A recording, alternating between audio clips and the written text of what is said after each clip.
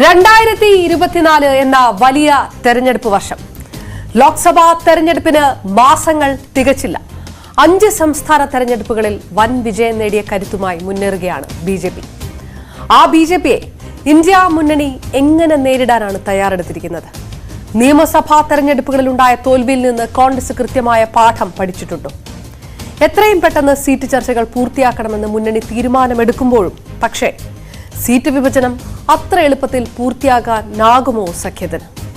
ഭിന്നതയുടെ വഴികൾ മറന്ന് ലോക്സഭാ തെരഞ്ഞെടുപ്പിന് മുന്നോടിയായി യോജിപ്പിന്റെ പാതയിലെത്താൻ ഇന്ത്യ മുന്നണിക്ക് സാധിക്കുമോ? അങ്ങനെ ചോദ്യങ്ങൾ പലതാണ്. ഈ ഭിന്നതയുടെ സ്വരങ്ങൾക്കിടയിൽ മഞ്ഞുരുക്കാനുള്ള നീക്കങ്ങൾ നടക്കുകയാണ്. അതിന്റെ ഭാഗമായി ഇന്ത്യ മുന്നണിയുടെ കൺവീനറായി JDU അധ്യക്ഷൻ നിതീഷ് കുമാറിനെ നിയമിച്ചേക്കുമെന്നാണ് പുതിയ റിപ്പോർട്ടുകൾ. പരിശോധിക്കുന്നു ഇലക്ഷൻ ചാനൽ. സ്വാഗതം.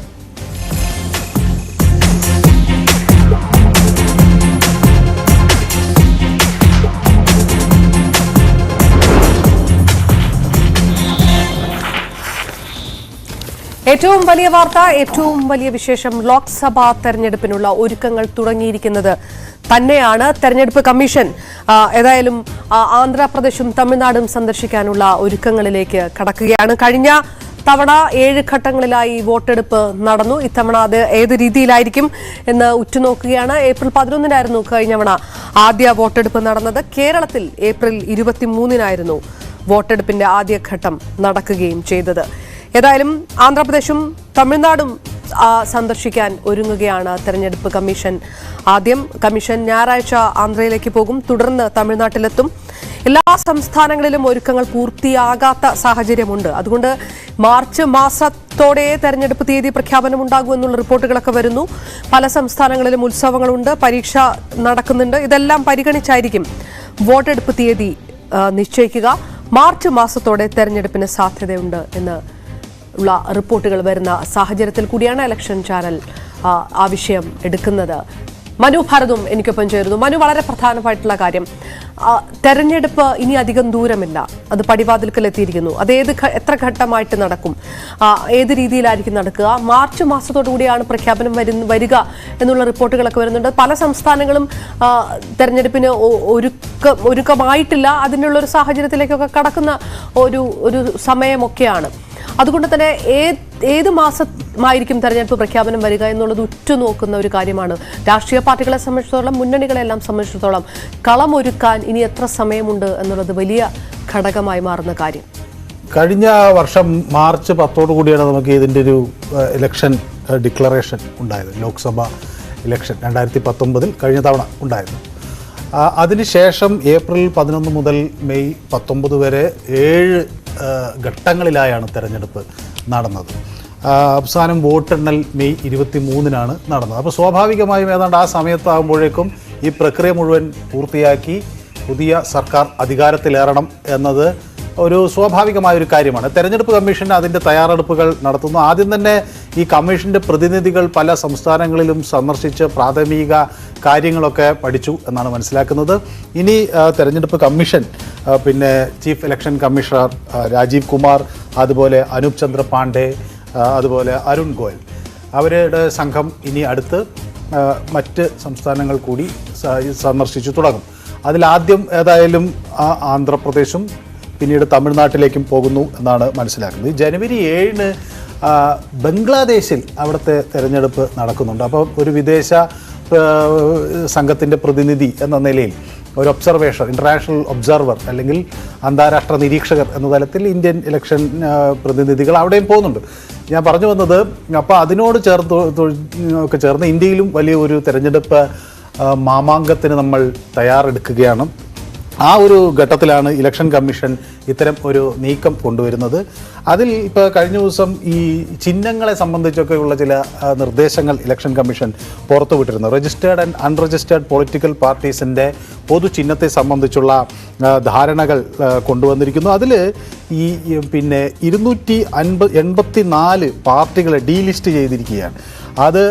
അതുപോലെ തന്നെ ഇവരുടെ വാർഷിക വരുമാനം, ആനുവൽ ഓഡിറ്റ് അക്കൗണ്ട്സ്, അതുപോലെ ഇലക്ഷൻ എക്സ്പെൻഡിച്ചർ, ഇതെല്ലാം സമർപ്പിക്കാൻ ആവശ്യപ്പെട്ടിരിക്കുകയാണ്. അപ്പോൾ ഇതൊക്കെ ഡീഫോൾട്ടായിട്ടുള്ള, ഇതെല്ലാം കൊടുക്കാൻ പലതരത്തിൽ ഇതൊന്നും നടപ്പിലാക്കാത്ത ഈ കടലാ സംഘടനകൾ പോലുള്ള 284 സംഘടനകൾ ഡീലിസ്റ്റ് ആകുന്നു.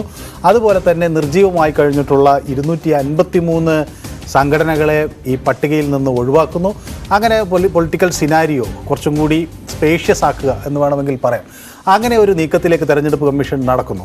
രാഷ്ട്രീയ പാർട്ടികളും ചൂടേറിയ തരത്തിൽ ചർച്ചകൾക്ക് തയ്യാറെടുക്കുന്നു. അപ്പോൾ കോമൺ സിമ്പിൾ എന്നുള്ളത് ജനുവരി 11 മുതൽ അതിൻ്റെ നടപടിക്രമങ്ങൾ ഒരു പാർട്ടിക്ക് എന്തൊക്കെ ചിഹ്നങ്ങൾ എന്നതിനെ സംബന്ധിച്ചൊക്കെയുള്ള ചർച്ചകൾ തെരഞ്ഞെടുപ്പ് കമ്മീഷൻ നടക്കുന്നു. അങ്ങനെ വിപുലമായ ഒരു തെരഞ്ഞെടുപ്പ് പ്രക്രിയയിലേക്ക് രാജ്യം നീങ്ങുന്നു. പാർട്ടികൾ അതിനനുസരിച്ചുള്ള തയ്യാറെടുപ്പുകൾ നടത്തുന്നു. നമ്മുടെ പ്രധാനമന്ത്രി കഴിഞ്ഞ ദിവസം തൃശ്ശൂരിലെത്തി. കേരളത്തിലെ പ്രചരണ പരിപാടികൾക്ക് അതൊരു തുടക്കം എന്ന രീതിയിലായി. തമിഴ്നാട്ടിലും അതുപോലെ മറ്റു പലയിടങ്ങളിലും ഇതിൻ്റെ പ്രചരണ പരിപാടികൾ പതുക്കെ കരുത്താർജിക്കുന്ന ഒരു സാഹചര്യമാണ്. ഉത്തരേന്ത്യയിൽ അത് നേരത്തെ തന്നെ BJP തുടങ്ങി 5 സംസ്ഥാനങ്ങളിൽ. സംബന്ധിച്ചിടത്തോളം കഴിഞ്ഞ തവണത്തെ പോലെ തന്നെ ആ വേനൽ ചൂടിന്റെ സമയത്തായിരിക്കും തെരഞ്ഞെടുപ്പ് ചൂടുമെന്നുള്ളത് ഏകദേശം ഉറപ്പായി കഴിഞ്ഞു. സ്വാഭാവികമായും ഒരു സമ്മർ വെക്കേഷൻ കാലമായിരിക്കും കേരളത്തിൻ്റെ ഒരു തെരഞ്ഞെടുപ്പ് ഉണ്ടാകുക. നമുക്ക് ഇപ്പോൾ കഴിഞ്ഞ തവണ നമ്മൾ തെരഞ്ഞെടുപ്പ് നടന്നത് 7 ഘട്ടങ്ങളിലായിരുന്നല്ലോ. അപ്പോൾ അന്ന് ഏപ്രിൽ 11 ആദ്യഘട്ടത്തിൽ ഏറ്റവും കൂടുതൽ സീറ്റുകൾ തെരഞ്ഞെടുപ്പ് നടന്ന ആന്ധ്രാപ്രദേശിൽ. അവിടെ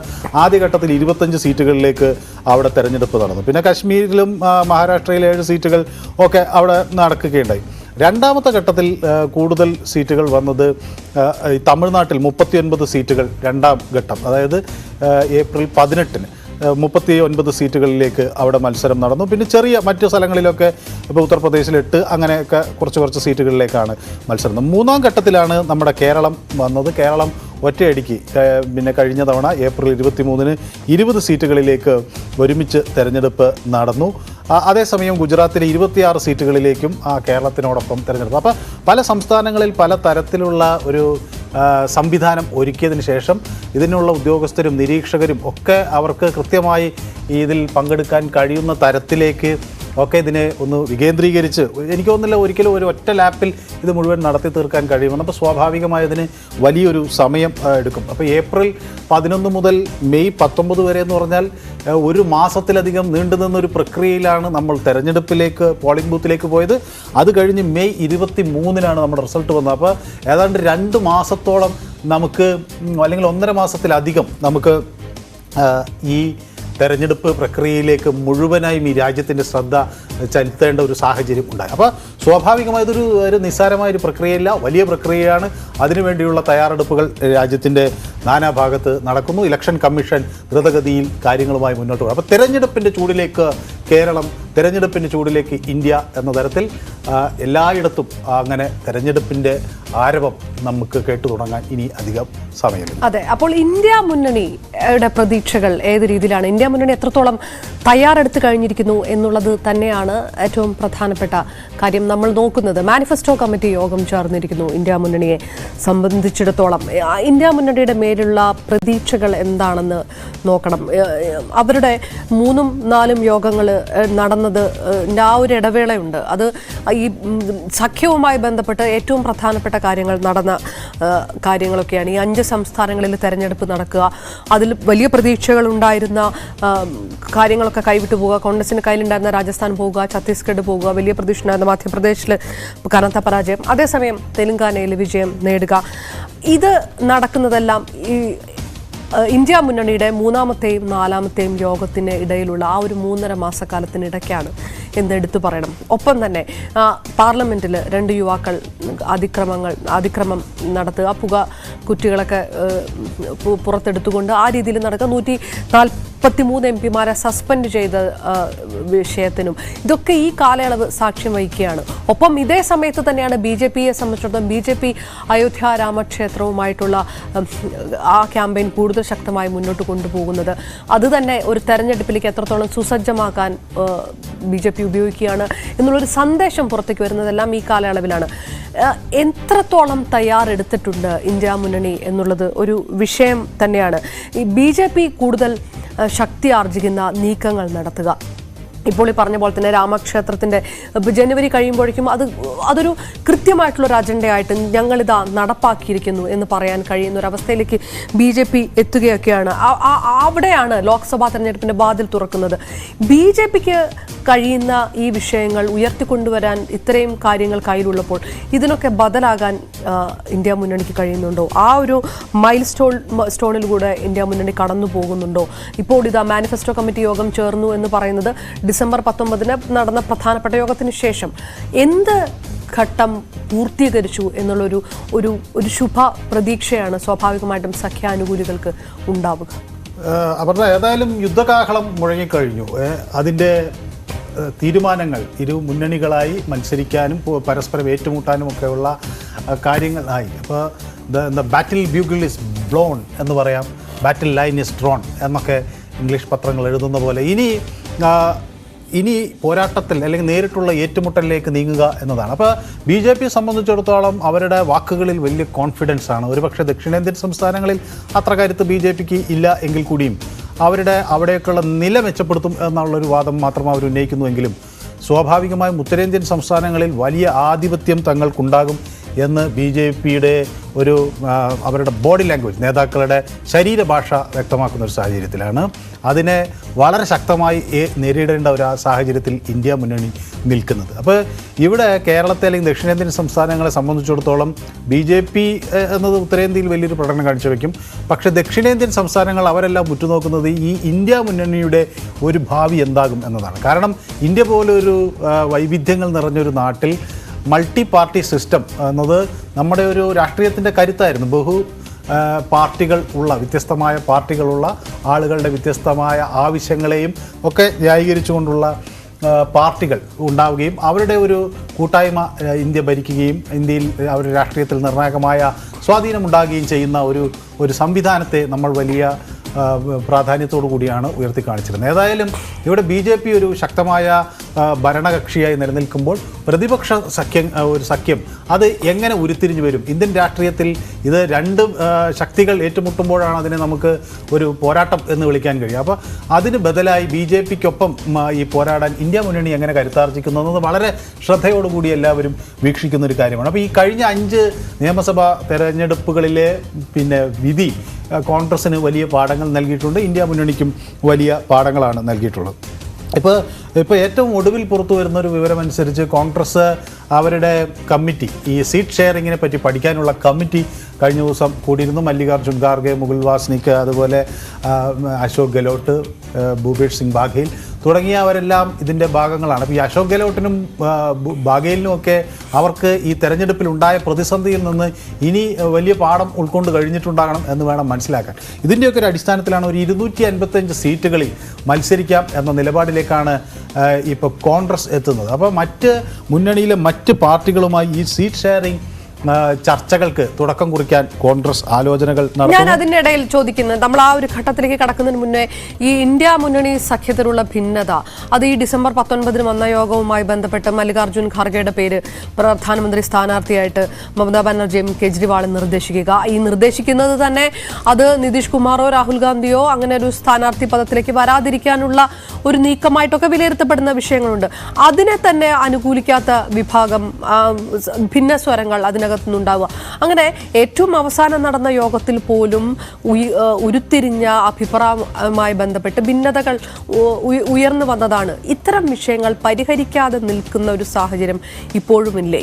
അതോ ഈ അടുത്ത യാത്ര തുടങ്ങാൻ ഒരുങ്ങി നിൽക്കുന്ന സമയത്ത് കോൺഗ്രസ് ഇനി അത്തരം അസ്വാരസ്യങ്ങളൊന്നും ഉണ്ടാകാത്ത രീതിയിലുള്ള ഒരു മുൻകരുതലുകളൊക്കെ എടുക്കാൻ തയ്യാറെടുത്തിരിക്കുകയാണോ? നമ്മൾ അത്രയും പ്രതീക്ഷിക്കാൻ കഴിയുമോ? ഇതിൽ സ്വാഭാവികമായും നമ്മൾ മനസ്സിലാക്കേണ്ട ഒരു കാര്യം, മമതാ ബാനർജി അവർക്ക് ഈ രാഷ്ട്രീയത്തിൽ അവർക്ക് വ്യക്തമായ ധാരണയുള്ള ആളാണ്.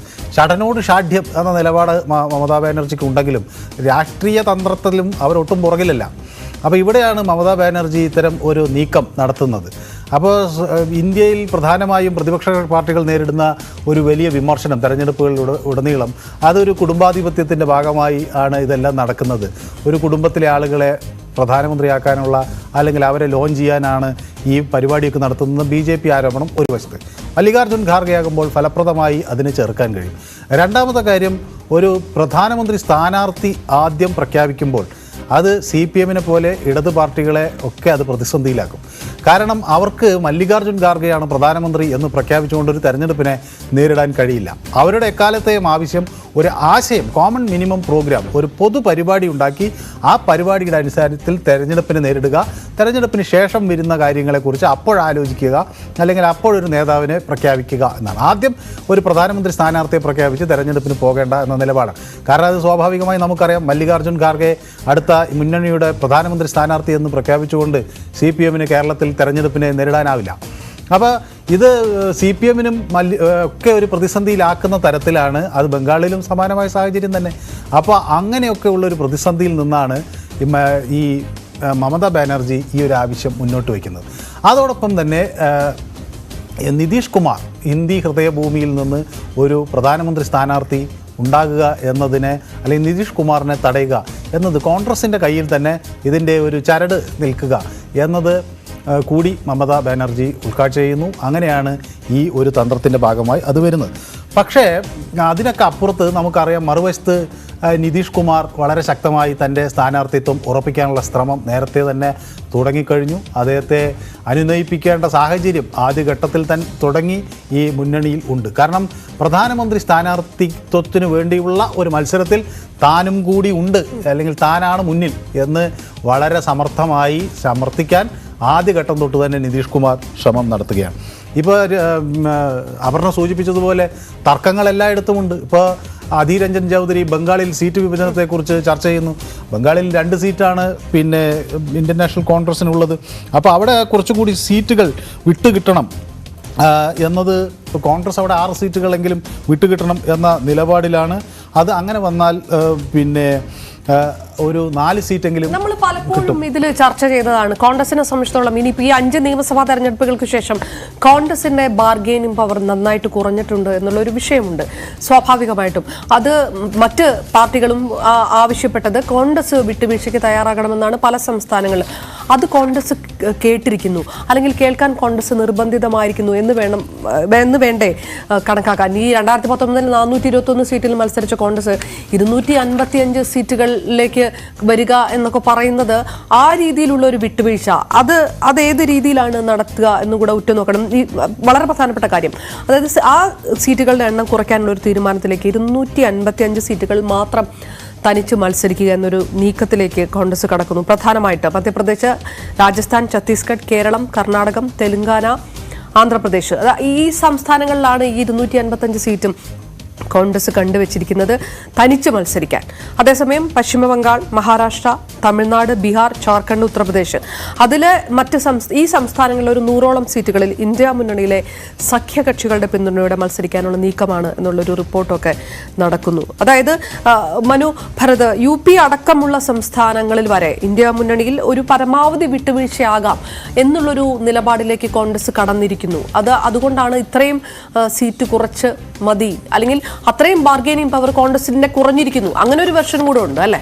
അല്ല, സ്വാഭാവികമായും കോൺഗ്രസ് അവർക്ക് അവരുടെ മുന്നിലുള്ള കണക്കുകളുണ്ടല്ലോ. ഇപ്പോൾ ഉത്തർപ്രദേശിൽ നമുക്ക് എടുക്കാം, 80 ലോക്സഭാ സീറ്റാണ് അവിടെ ഉള്ളത്. അവിടെ കഴിഞ്ഞ തവണത്തെ കോൺഗ്രസിൻ്റെ പെർഫോമൻസ് എന്ന് പറയുന്നത് നാമമാത്രമാണ്. 1 സീറ്റാണ് അവിടെ ഉള്ളത്. 62 സീറ്റിലാണ് BJP ജയിച്ചിരിക്കുന്നത്. BSP 10 സീറ്റുകളിൽ ജയിച്ചിരിക്കുന്നു. SP 5 സീറ്റുകളിലും ആണ് ജയിച്ചിരിക്കുന്നത്. മഹാരാഷ്ട്രയിലും സാഹചര്യം മറ്റൊന്നല്ല. അവിടെ 48 സീറ്റുകളിൽ ഒരെണ്ണമേ ഉള്ളൂ. 23 സീറ്റ് BJPയുടെ കയ്യിലാണ്. മറ്റുള്ളവർ എന്ന നിലയിൽ ശിവസേന 18ഉം NCP 4 ഒക്കെ സീറ്റ് അവിടെ നേടിയിരിക്കുന്നു. ഇനി പശ്ചിമ ബംഗാളിലേക്ക് പോവുകയാണെങ്കിലും അവിടെയും 42 സീറ്റുകളിൽ 18 സീറ്റ് അവിടെ BJPക്ക് ജയിക്കാൻ കഴിഞ്ഞിട്ടുണ്ട്. തൃണമൂൽ കോൺഗ്രസിന് 22 സീറ്റുകളും ജയിക്കാൻ കഴിഞ്ഞു. കോൺഗ്രസിൻ്റെ അവിടുത്തെ പ്രാതിനിധ്യം എന്ന് പറയുന്നത് 1 സീറ്റാണ്. മധ്യപ്രദേശിലേക്ക് വരുമ്പോഴും സമാനമായ സാഹചര്യമാണ്. അവിടെയും 1 സീറ്റാണ്. 28 സീറ്റ് BJPക്കാണ് അവിടെ കഴിഞ്ഞ തവണ ജയിക്കാനായിട്ടുള്ളത്. അപ്പോൾ ഇനി പിന്നെ കർണാടകത്തിൽ വരുമ്പോഴും ലോക്സഭാ തെരഞ്ഞെടുപ്പിൻ്റെ ചിത്രം വ്യത്യസ്തമാണ്. ഒരുപക്ഷെ അസംബ്ലി തെരഞ്ഞെടുപ്പിൽ നേടാനായ ആ വിജയം കർണാടകയിൽ ആവർത്തിക്കും എന്ന് നമുക്ക് പ്രത്യാശിക്കാം. പക്ഷേ കഴിഞ്ഞ വർഷത്തെ കണക്കെടുക്കുമ്പോൾ അവിടെ നമുക്ക് കിട്ടിയിട്ടുള്ളത്, കോൺഗ്രസിന് കിട്ടിയിട്ടുള്ളത് ഒരു സീറ്റാണ്. അപ്പോൾ ഈ സാഹചര്യത്തിൽ നിന്നാണ് കോൺഗ്രസ് ഒരു മാറ്റം വലിയ തോതിൽ വരേണ്ടതുള്ളൂ. ഇപ്പോൾ കേരളത്തിൽ അവരുടെ 15 സ്ഥാനാർത്ഥികൾ ജയിച്ചു, UDF-ലെ ബാക്കി 3 പേരും കൂടി ജയിച്ചു, അവർ 4 പേർ ജയിച്ചു, അതിലൊരാൾ ഇപ്പോൾ LDF-ലേക്ക് പോവുകയും ചെയ്തു. ഏതായാലും ഇതാണ് അവിടുത്തെ ഒരു പൊതു സാഹചര്യം. ആസാമിൽ 3 സീറ്റാണ്. അങ്ങനെ ഈ ഒരു വലിയ ചെറിയ മാറ്റം എന്നത് ഒരു വലിയ പ്രശ്നമായി തന്നെ നിലനിൽക്കുകയാണ്. അപ്പോൾ പഞ്ചാബിൽ കോൺഗ്രസ്സിന് കുറച്ച് സീറ്റുകൾ കഴിഞ്ഞ തവണ നേടാൻ കഴിഞ്ഞിട്ടുണ്ട്.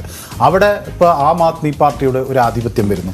ആം ആദ്മി പാർട്ടി പിന്നെ എങ്ങനെ പ്രതികരിക്കും എന്നതൊരു വലിയ വിഷയമാണ്. കാരണം ഈ 5 അസംബ്ലി മണ്ഡലങ്ങളിൽ സംസ്ഥാനങ്ങളിൽ അസംബ്ലി തെരഞ്ഞെടുപ്പുകളിൽ ആം ആദ്മി പാർട്ടിയുമായൊന്നും വലിയ സഖ്യത്തിന് തയ്യാറായിട്ടില്ല. പഞ്ചാബിലും ഡൽഹിയിലും എന്ത് വിട്ടുവീഴ്ചകൾക്ക് ആം ആദ്മി പാർട്ടി തയ്യാറാകും എന്ന ചോദ്യം ഒരു വശത്ത് നിൽക്കുന്നു. ഈ വെസ്റ്റ് ബംഗാളിൽ അധീർ രഞ്ജൻ ചൗധരിക്ക് ഏറെക്കുറെ അത് വ്യക്തമായി 2 സീറ്റ് അവിടെ പിന്നെ കൊടുക്കാൻ നിർവാഹമുള്ളൂ എന്ന നിലയിലാണ് അവിടുത്തെ ഒരു സാഹചര്യം. അപ്പോൾ സ്വാഭാവികമായും അങ്ങനെ പല ഇടങ്ങളിലും കോൺഗ്രസിനെ സംബന്ധിച്ചിടത്തോളം വലിയ വിട്ടുവീഴ്ചകൾക്ക് തയ്യാറാകേണ്ടി വരും. ആ വിട്ടുവീഴ്ചകളിലേക്ക് കടക്കുമ്പോൾ എന്തുകൊണ്ട് ആ വിട്ടുവീഴ്ചകളിലേക്ക് കോൺഗ്രസിന് കടക്കേണ്ടി വന്നൊരു ചോദ്യമുണ്ട്. അത് 2019 കോൺഗ്രസ് മത്സരിച്ച സീറ്റുകളുടെ എണ്ണം എടുക്കണം.